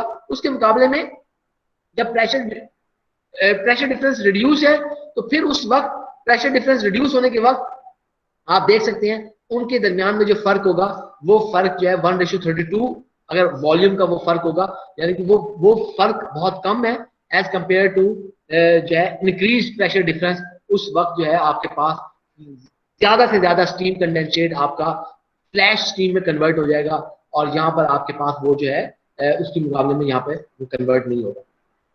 तो मजीद देखते हैं कि फ्लैश स्टीम, क्योंकि अभी आपने देखा कि ये स्टीम है, तो फ्लैश स्टीम को अपनी एनर्जी को आप यूटिलाइज प्रॉपरली करने के लिए, एनर्जी लॉसेस को मिनिमाइज करने के लिए, एनर्जी लॉसेस को से बचने के लिए हम फ्लैश स्टीम को रिकवर भी कर लेते हैं। फ्लैश स्टीम को रिकवर करने के लिए हम क्या क्या किया जाता है कि आपके पास ये देखिए कि जो स्टीम आ रही है, तो उस स्टीम को आप इस तरह स्पेशली इस तरीके से आप उसको फ्लो कराते हैं कि आपके पास जब स्टीम तो आपकी फ्लो हो गई, लेकिन जो कंडेंसेट रिच पोर्शन था या आपके पास जो हैवियर कंपोनेंट था जिसके अंदर कंडेंसेट भी मौजूद था, वो कंडेंसेट इन तरह ट्रैप्स की मदद से वो उसको आप सेपरेट आउट करते हैं। तो ट्रैप की मदद से आप उसको बाद में सडनली उसका एरिया इंक्रीज करते हैं। तो एरिया इंक्रीज करने की वजह से आपका वो जो कंडेंसेट है अब लो प्रेशर की एक आपके पास वो स्टीम में आपके पास वो कन्वर्ट हो जाएगा। बाकी कंडेंसेट आपने इसको यूं रिमूव कर दिया और बाकी यहाँ पर स्टीम बनेगी, और वो जो फ्लैश स्टीम बनेगी वो आपके पास लो प्रेशर स्टीम होगी, और उसको आप फर्दर किसी इक्विपमेंट के अंदर यूज कर रहे हैं, या आपके पास कोई इक्विपमेंट मौजूद है जहां पर आप उसको यूज किया जा रहा है उस स्टीम को। और देखिए जैसे ये इक्विपमेंट लगे हुए थे, इन इक्विपमेंट में आप कहीं स्टीम को यूज कर रहे हैं, हो सकता है कोई इवेपोरेटर लगा हुआ हो, आप वहां पे उसको इवेपोरेशन करवा रहे हैं, कहीं आपने स्टीम को यूज किया हीटअप करने के लिए। जब भी स्टीम अपनी हीट को यूज कर देगी, उस वक्त क्या होगा कि आपके पास जो स्टीम अब आपके पास बनी है, तो वो स्टीम हमारे पास, जब वो स्टीम आपके पास वो बनी है, तो उस वक्त आपके पास वो कंडेंसेट में कन्वर्ट हो जाएगी जब आपने वो लेटेंट हीट दे देगी। यही वजह है कि अगर आपके पास कोई सैचुरेटेड स्टीम है और उस स्टीम को आप मजीद हीटअप करते जाएं, मजीद उसको हीटअप करना शुरू कर दें, तो फिर आपके पास एक स्टेट ऐसी आएगी कि अब आपके पास वो जो स्टीम है वो उसके अंदर उसका जो है टेम्परेचर है वो बढ़ना शुरू हो जाएगा। तो उस स्टेट पर उस विदाउट चेंजिंग द प्रेशर, यानी कि अब आप प्रेशर चेंज नहीं कर रहे, लेकिन उसका जो स्टीम का जो टेम्परेचर है वो इंक्रीज करना शुरू कर देगा। तो इस तरह की स्टीम को हम सुपर हीटेड स्टीम कहते हैं। तो नॉर्मली जो सुपर हीटेड स्टीम होती है, इसको हीटिंग की एप्लीकेशन के अंदर पसंद नहीं किया जाता। क्यों पसंद नहीं किया जाता? क्योंकि उसके अंदर जो हीट वो स्टीम दे रही होगी, सुपर हीटेड स्टीम, वो यूनिफॉर्म हीट नहीं होगी। मसलन कैसे?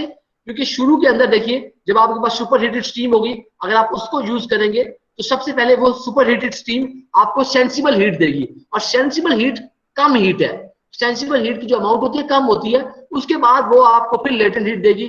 हमारे पास हीट ट्रांसफर की एप्लीकेशन में जब आप उसको हीट यूज करना चाहते हैं, आप चाहते हैं कि आपके पास एक यूनिफॉर्म अमाउंट ऑफ, क्योंकि हमारे लिए हम जो आप इंशाल्लाह नेक्स्ट ईयर उसको देखेंगे, क्योंकि हम जो रेट ऑफ हीट ट्रांसफर होता है उसको कांस्टेंट मेंटेन करना चाहते हैं। हम यही एज्यूम कर रहे होते हैं कि steady state rate of heat transfer है, स्टेडी स्टेट हीट ट्रांसफर हो रही है, आपके पास हीट ट्रांसफर का जो रेट है वो कांस्टेंट है।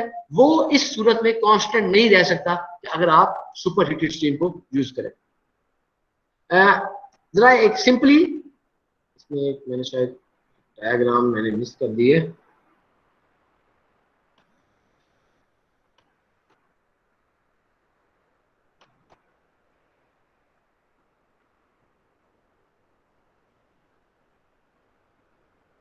जी बेटा, यहां तक किसी का कोई प्रॉब्लम हो तो बताएं। यहां तक कोई चीज आप लोगों को कोई कंफ्यूज कर रही हो, ऐसी चीज?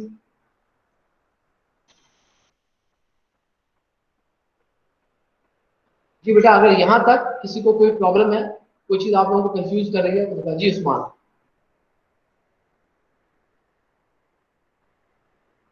अस्सलाम वालेकुम सर, ये ना इसमें सैचुरेटेड वाला जो आपने पॉइंट समझाया है, तो सर जो सुपर आपकी आवाज बड़ी कम आ रही है, आपकी आवाज बड़ी कम आ रही है। सर मैं बाद में सर क्लास में सवाल पूछ लूंगा सर, इधर बाद में पूछूंगा। अच्छा, ये एक दफा जो है ना, जी बेटा किसी का अगर सवाल है तो आप ना सवाल कर सकते हैं।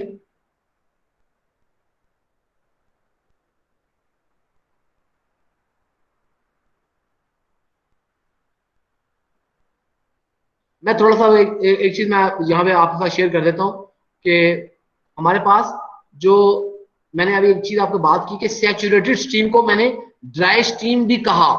क्यों कहा, जरा इसको सुनिएगा। मैं इसलिए उसको ड्राई स्टीम कह रहा हूं क्योंकि लिक्विड, उस टेम्परेचर पर लिक्विड भी मौजूद है, उस टेम्परेचर पर आपके पास वो स्टीम भी मौजूद है। अब है क्या, क्योंकि आपके पास टेम्परेचर सेम है तो इर्द गिर्द से उसके अंदर मॉइस्चर कंडेंस नहीं कर सकती, उसके अंदर मॉइस्चर मिल नहीं सकता, वो आपके पास स्टीम जो है वो ड्राई है, वो ड्राई हालत में रहेगी। जो स्टीम बन गई, क्योंकि जब वाटर उसी टेम्परेचर पे था, अब आपका टेम्परेचर सेम है, जो हीट आप यूज कर रहे हैं वो उसको स्टीम में कन्वर्ट कर रही है, और वो स्टीम क्योंकि उसी टेम्परेचर पर है, उसके अंदर इर्द गिर्द से एटमॉस्फेयर से वाटर कंडेंस होकर मिल नहीं सकता, तो आप कहने हैं कि ये आपके पास स्टीम ड्राई है। उसके मुकाबले में जो सुपर हीटेड स्टीम है, क्योंकि सुपर हीटेड स्टीम के अंदर अब सेंसिबल हीट भी मिली हुई है, सेंसिबल हीट की वजह से आपके अंदर अब वो जो सुपर हीटेड स्टीम है वो जो बनी है, वो सुपर हीटेड स्टीम इजीली अपना टेम्परेचर, क्योंकि जैसे मैं आपको बताया कि जो सेंसिबल हीट होती है इसकी वैल्यू बहुत तेजी से चेंज होती है, वो इर्द गिर्द से उसके अंदर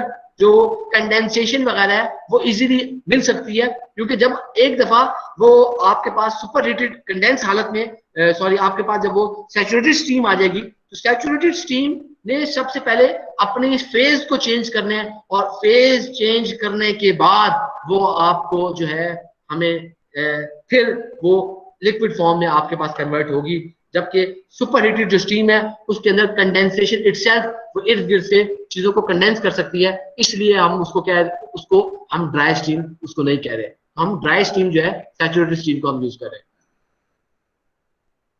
जी बेटा, यहां तक किसी का कोई प्रॉब्लम है तो आप पूछ सकते हैं।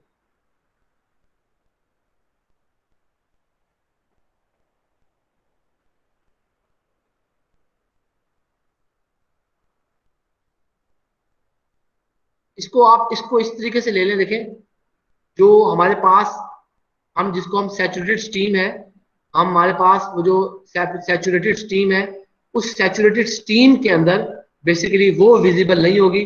जब वो विजिबल होगी तो आपके पास उसके अंदर, मैं आपको ये चीज आपको समझा रहा हूं कि उसके अंदर क्योंकि दोनों का टेम्परेचर सेम है, दोनों का टेम्परेचर सेम है, तो हीट अप होने की वजह से आपके पास दो क्लियर किस्म के फेजेस एग्जिस्ट कर पा रहे हैं। मिसाल के तौर पर आपके पास क्योंकि उस टेम्परेचर पर लिक्विड भी है, उस टेम्परेचर पर आपके पास स्टीम भी मौजूद है, तो आपके पास क्लियरली दो फेजेस, सेपरेट किस्म के फेजेस मौजूद होंगे, लिक्विड फेज और वेपर फेज मतलब। लेकिन जब आपके पास सुपर हीटेड स्टीम आएगी, सुपर हीटेड स्टीम के अंदर क्योंकि अब सेंसिबल हीट मिली हुई है, वो सेंसिबल हीट की वजह से इर्द गिर्द से, क्योंकि अब टेम्परेचर उसका ज्यादा है, सुपर हीटेड का जो टेम्परेचर है वो टेम्परेचर आपके पास, यानी कि सैचुरेटेड स्टीम को आप हीटअप करते जा रहे हैं तो आपके पास सुपर हीटेड स्टीम बन रही है। अब उसका टेम्परेचर क्योंकि बहुत ज्यादा है, टेम्परेचर चेंज होने की वजह से इर्द गिर्द से कंडेंसेशन हो सकती है, और कंडेंसेशन होने की वजह से वो जो स्टीम है, वो स्टीम आपके पास वो कंडेंस होकर उसके अंदर कोई वाटर वेपर वगैरह मिल सकते हैं, और वाटर वेपर मिल जाने की वजह से वो आपके पास वो विजिबल हो जाएगी, वो हमारे पास विजिबल फॉर्म में आ जाएगी, और आपके पास वो जब विजिबल हो जाएगी उसको हम कह रहे हैं कि वो आपके पास वो सैचुरेटेड स्टीम नहीं रहेगी।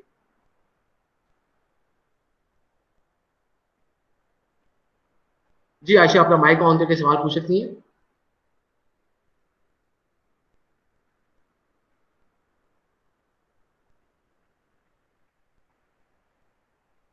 आयशा, मुझे आपकी आवाज, आयशा अपना माइक ऑन करके आप सवाल पूछ सकती हैं।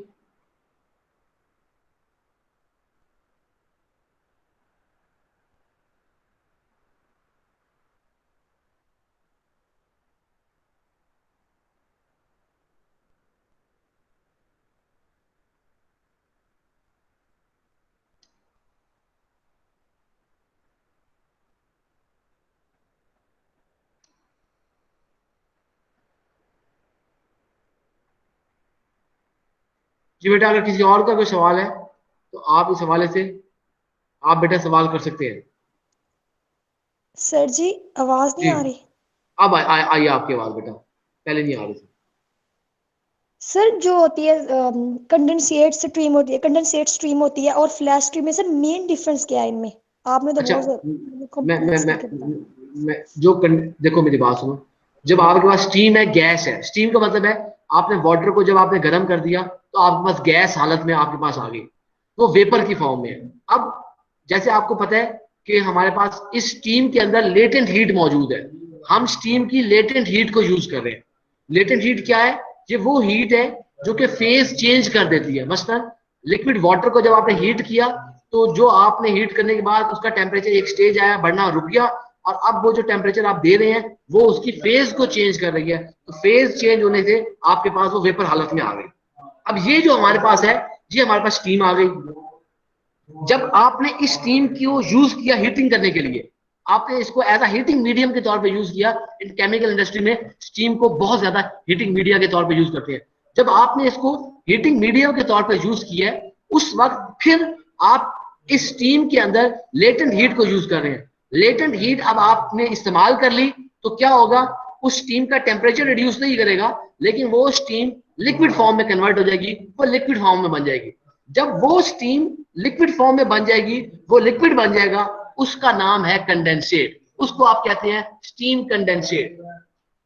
उस चीज को कहते हैं हम स्टीम कंडेंसेट। अच्छा, अब ये जो स्टीम कंडेंसेट है, मैंने आपको बताया कि ये क्योंकि इसका टेम्परेचर वही है जो स्टीम का टेम्परेचर था, सिर्फ आपने इसमें से वो लेटेंट हीट रिमूव कर दी है, लेकिन टेम्परेचर दोनों का वही है। जो टेम्परेचर स्टीम का टेम्परेचर होगा, कंडेंसेट का भी वही टेम्परेचर होगा। अब जब ये कंडेंसेट किसी खुली जगह पे आता है या इसको कुछ सडन एक्सपेंड, जब फिर ये कंडेंसेट दोबारा से स्टीम में कन्वर्ट हो जाता है, लेकिन वो स्टीम एक लो प्रेशर स्टीम होगी। वो जो स्टीम होगी उसको लो प्रेशर स्टीम कह रहे हैं, जो उसको हम फ्लैश स्टीम कह रहे हैं। तो मैंने आपको जो डायग्राम वगैरह में दिखाया उस तरीके से आप उसको देख सकते हैं। ये फ्लैश स्टीम को भी हम रिकवर कर लेते हैं। मैंने आपको रिकवरी वाला भी प्रोसेस दिखा दिया, किस तरीके से आप उसको रिकवर कर सकते हैं। जी आयशा, सिर्फ फ्लैश स्ट्रीम के बारे में दोबारा बताइएगा। फ्लैश स्ट्रीम, फ्लैश जो स्टीम है, फ्लैश स्टीम का मैंने आपको ये बताया कि जब आपके पास वो जो स्टीम कंडेंसेट सडन एक्सपैंड हुआ है, किसी खुले पाइप में आ गया है, एक उसको, क्योंकि जब ये स्टीम आपके पास जो कंडेंसेट है वो नोजल होती है कि उसका बहुत पतला सुराख होता है। नोजल यानी कि जेट बहुत आगे बारीक सुराख होता है। तो इस रिड्यूस एरिया से आपके पास एक बारीक सुराख से गुजर के वो एक बहुत सडन एक्सपेंडेड एक पाइप में आ जाता है, तो एक बहुत ज्यादा एरिया उसको मिल जाता है। उस एरिया मिल जाने की वजह से, बहुत ज्यादा एरिया मिल जाने की वजह से वो जो कंडेंसेट है सडनली दोबारा एक स्टीम में कन्वर्ट हो जाता है। उस प्रोसेस को हम कह रहे हैं कि वो फ्लैश स्टीम बनी है। उस स्टीम को आप रिकवर कर लेते हैं, फ्लैश स्टीम को, तो उसको हम लो प्रेशर स्टीम भी कहते हैं। जी आयशा। यस सर, क्लियर हो गया। Thank you sir. जी वकास, बेटा माइक ऑन करके सवाल पूछ सकते हैं। अस्सलाम वालेकुम सर। जी वालेकुम सलाम। जी सर, ये मेरा सवाल है, सुपर सैचुरेटेड स्टीम जो होती है हमारे पास, उसमें हम मॉइस्चर ऐड करते हैं, उसको सैचुरेटेड बना के उसकी लेटेंट हीट को यूटिलाइज करते हैं। तो हम थर्मोडायनेमिक्स में हमने पढ़ा था कि सुपर सैचुरेटेड स्टीम जब हम बनाते हैं तो प्रेशर को कांस्टेंट रखते हैं। तो इंडस्ट्री में इसी तरह से हमारे पास ना हाई प्रेशर जो होता है स्टीम 40-45 बार जो स्टीम सुपर सैचुरेटेड स्टीम होती है, तो वो उसमें किस तरह से, उसमें सिर्फ हम सेंसिबल हीट ही ऐड कर रहे होते हैं कि सीरीज में लेटेंट सेंसिबल इस तरह से ऐड होती है हमारे पास? मैं आपको स्टीम टेबल आपको दिखाता हूँ, तो उसके अंदर आप देख सकते हैं। मिसाल के तौर पर आपको पता है कि जब आपके पास प्योर लिक्विड फॉर्म में वाटर मौजूद है, आपके पास, अब देखिए मिसाल के तौर पर आपके पास सबसे पहले सैचुरेटेड स्टीम बनेगी। जब आपके पास वो सैचुरेटेड स्टीम बन गई है, उस सैचुरेटेड स्टीम की अब लिमिटेशन है। लिमिटेशन क्या है? लिमिटेशन एक तो ये है कि आपके पास, अब आप चाहते हैं कि आपके पास प्रेशर अगर वो सेम प्रेशर है, मिसाल के तौर पर 1 atm प्रेशर पे आपका बॉयलर ऑपरेट हो रहा था, तो आपके पास उसका टेम्परेचर आप कैसे बढ़ाएं?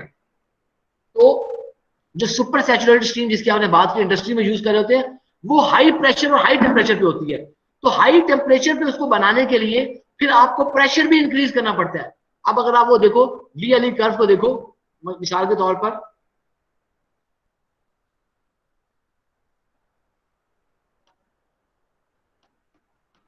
मैं एक दिखाता हूँ। अब अगर आप यहाँ पे VLE कर्व को देखें, तो VLE कर्व को देखने से आपको पता ये लगता है कि यहाँ पर आप अगर चाहते हैं कि हाई टेम्परेचर, देखिए यहाँ से अगर मैं हाई टेम्परेचर हासिल करना चाहता हूँ, हाई टेम्परेचर तो हाई प्रेशर भी देना पड़ेगा आपके पास। इसीलिए हम फिर हाई टेम्परेचर प्रेशर देने के लिए फिर आप फर्दर उसके अंदर कोई प्रोसेसिंग आगे कर देते हैं। तो सैचुरेटेड स्टीम बनाने के लिए हमने, क्योंकि आपके पास जो है आप चाहिए कम टेम्परेचर चाहिए, हाई प्रेशर, तो हमारे पास उसके अंदर आप मजीद उसके अंदर चीजों को एडअप कर देते हैं, तो उसके लिए आपने प्रेशर और टेम्परेचर को चेंज करना पड़ा है, तभी जाके आपके पास वो सुपर सैचुरेटेड स्टीम आपके पास बनी है।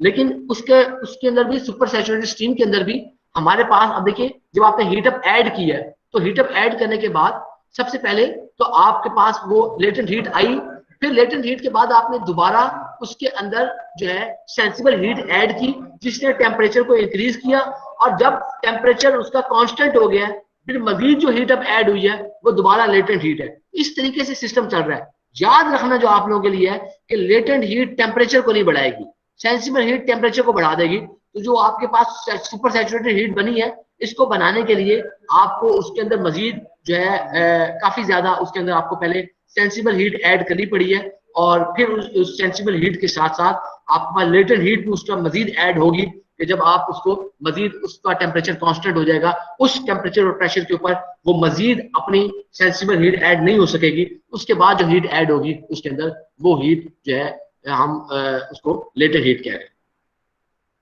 जी वकास। ठीक है सर, एक सवाल और भी है कि ये जो लेटेंट हीट है, ये हमारे पास एक तो फेस चेंज वाली लेटेंट हीट होगी, दूसरा ये है कि जैसे ही हमारा जो एक्सटर्नल प्रेशर बढ़ेगा, अभी आपने बताया सुपर सैचुरेशन के दौरान, सुनो, ये वाली देखो ये आपने एक्सटर्नल जो प्रेशर आपने बढ़ाया ना, प्रेशर बढ़ाने की वजह से आपने कंडीशन चेंज कर दी है। अब क्योंकि हम जो भी वेपर लिक्विड जब इक्विलिब्रियम में बात कर रहे थे, मैंने जैसे आपको एक एटीएम के ऊपर आपने जब आपने कोई आपने वैल्यू ले ली है,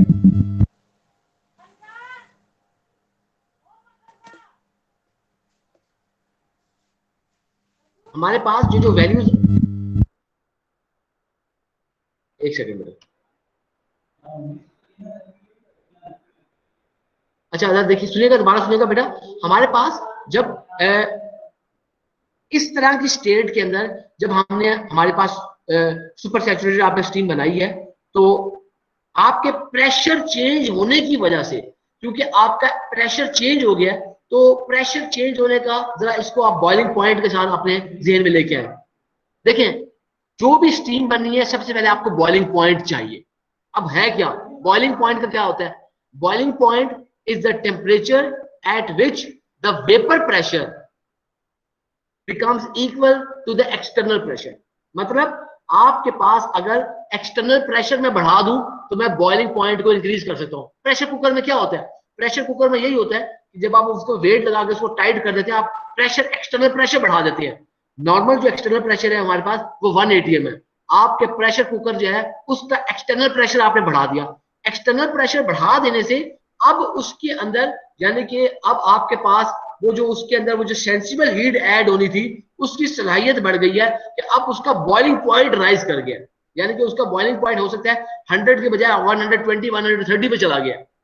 120 130 पर वाटर ही है, पानी पड़ा हो आपके पास है, हम प्रेशर कुकर के अंदर पानी को आप यूज कर रहे हैं, तो आपने उसका टेम्परेचर उसका इंक्रीज करना चाहते थे। हमें हाई टेम्परेचर चाहिए, हमारा कोई प्रोसेस है, लेट्स से कि आप चाहते हैं कि 400 डिग्री सी हम उस टेम्परेचर, हम उस प्रोसेस के ऊपर टेम्परेचर देना चाहते हैं। प्रोसेस इंडस्ट्री के अंदर टेम्परेचर आपने हीट देनी है, स्टीम यूज करनी है, टेम्परेचर आपने देना है 400 डिग्री सी तक टेम्परेचर पहुंचाना है। टेम्परेचर आप कैसे पहुंचाएं? आप सबसे पहले उस टेम्परेचर को इंक्रीज करने के लिए आप चाहेंगे कि आप अपना बॉइलिंग पॉइंट इंक्रीज कर दें। बॉइलिंग पॉइंट इंक्रीज करने के लिए आपको प्रेशर बढ़ाना पड़ेगा, क्योंकि बॉइलिंग पॉइंट का temperature, boiling point basically temperature होता है, लेकिन ये वो टेम्परेचर होता है जिस टेम्परेचर पर वेपर प्रेशर एक्सटर्नल प्रेशर के बराबर हो जाए। आपने जब एक्सटर्नल प्रेशर बढ़ा दिया, आपका वेपर, आपका जो बॉइलिंग पॉइंट है ऑटोमेटिकली बढ़ गया।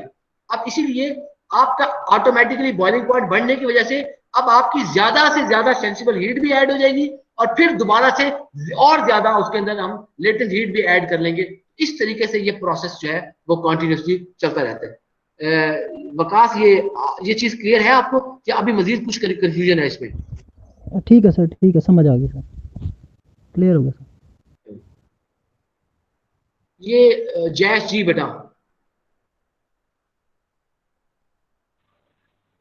सर जब आपने कहा ना नोजल से निकलेगा, तो वो स्टीम में कैसे कन्वर्ट होगा? जब एरिया ज्यादा होगा फिर तो वो लिक्विफाई होगा। आप समझे नहीं हो। देखो, लिक्विफाई जब उसके अंदर मैंने आपको जब, क्योंकि सुनो, लिक्विड वाटर है, वाटर है लिक्विड, लिक्विड वाटर होने की वजह से अब बार बार आप Yes, इस चीज को समझो कि लिक्विड वाटर है, टेम्परेचर उसका वही है।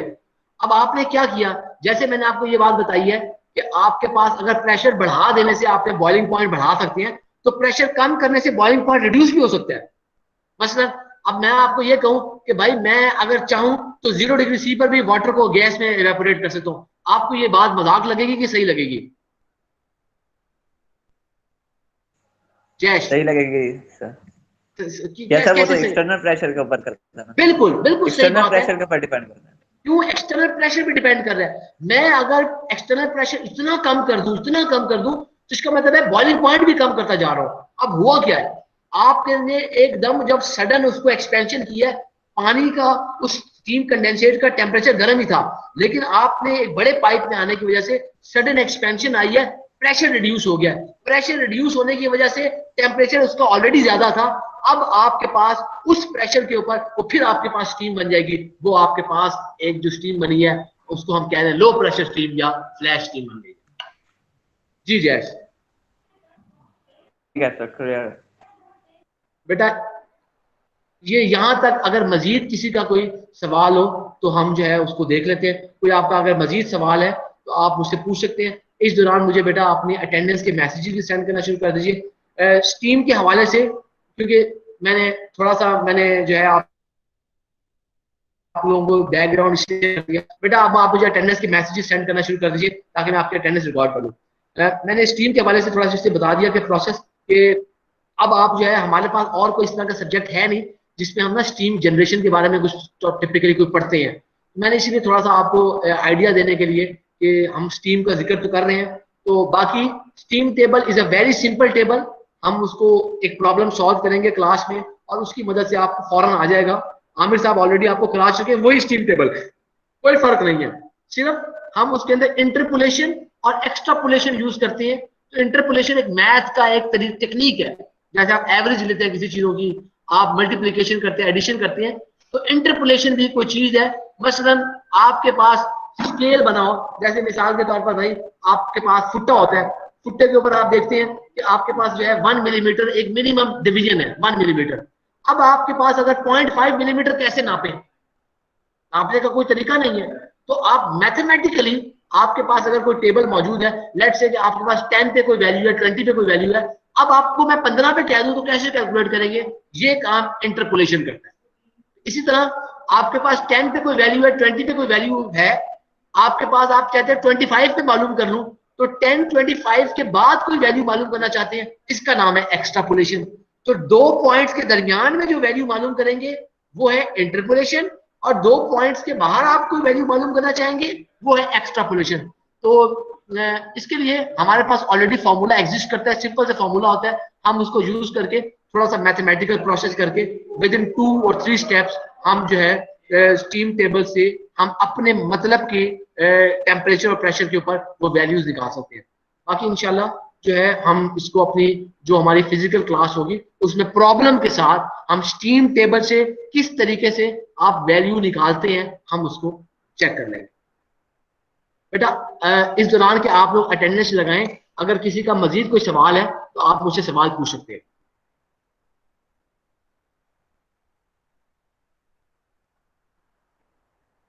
बेटा इस दौरान कि हमारे पास अटेंडेंस लग रही है, अगर आप लोगों का किसी का सवाल है तो आप पूछ सकते हैं। अस्सलाम मैं वालेकुम माइक, सर। जी वालेकुम सलाम, जी बेटा। सर वो सूरज कुमार था सर, वो अब थोड़ी देर पर पहले लेफ्ट कर गया सर, उसका ज्वाइन नहीं हो रहा था सर, तो वो अच्छा कह एक रहा काम था। करो, आप उसका मैसेज कर दो मुझे ना, सूरज कुमार के ना रोल नंबर के हिसाब से मैं उसको अटेंडेंस दिखा देता हूँ। सर अब्दुल राफे वो लीव पे है। हो गया सर, हो अटेंडेंस गया। लग गई आपकी? हाँ लग गई है, सूरज की लग गई है। ठीक है बेटा, सूरज की लग गई है। अब्दुल राफे ने ना एप्लीकेशन उसने दी हुई थी, ठीक है, वो जो ना उसकी तो वो लीव की उसने एप्लीकेशन शायद दी हुई थी। सर वो लीव मेरे पास पड़ी हुई है ठीक है, एप्लीकेशन ठीक सर, मैंने ठीक आपको दिखाई। ठीक ठीक। बेटा किसी का कोई सवाल हो लेक्चर के हवाले से? अस्सलाम वालेकुम सर। जी वालेकुम सलाम जी। सर मेरी अटेंडेंस नहीं लग रही तो आप लगा दीजिएगा, मैसेज नहीं हो रहा सर। क्या आपका रोल नंबर है? 13 सर, 13।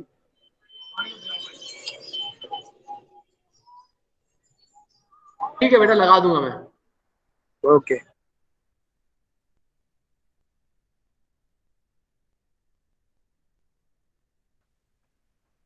बेटा अटेंडेंस के अलावा किसी का अगर लेक्चर के हवाले से कोई सवाल है यार, अटेंडेंस की टेंशन आपको पहले पड़ जाती है, लेक्चर के हवाले से किसी का कोई सवाल है तो वो आप बेटा पूछ लें। मैं इस टाइम को इसलिए यूटिलाइज करें, अटेंडेंस की टेंशन ना लें। ठीक है बेटा, हम इसको लेक्चर को यहीं पे कंक्लूड करते हैं और इंशाल्लाह नेक्स्ट क्लास में हम इंटरपोलेशन और एक्सट्रापोलेशन एक एग्जाम उसको हम न्यूमेरिकल की मदद से हम देखेंगे, इस टाइम हम उसको कर लेंगे। अल्लाह हाफिज।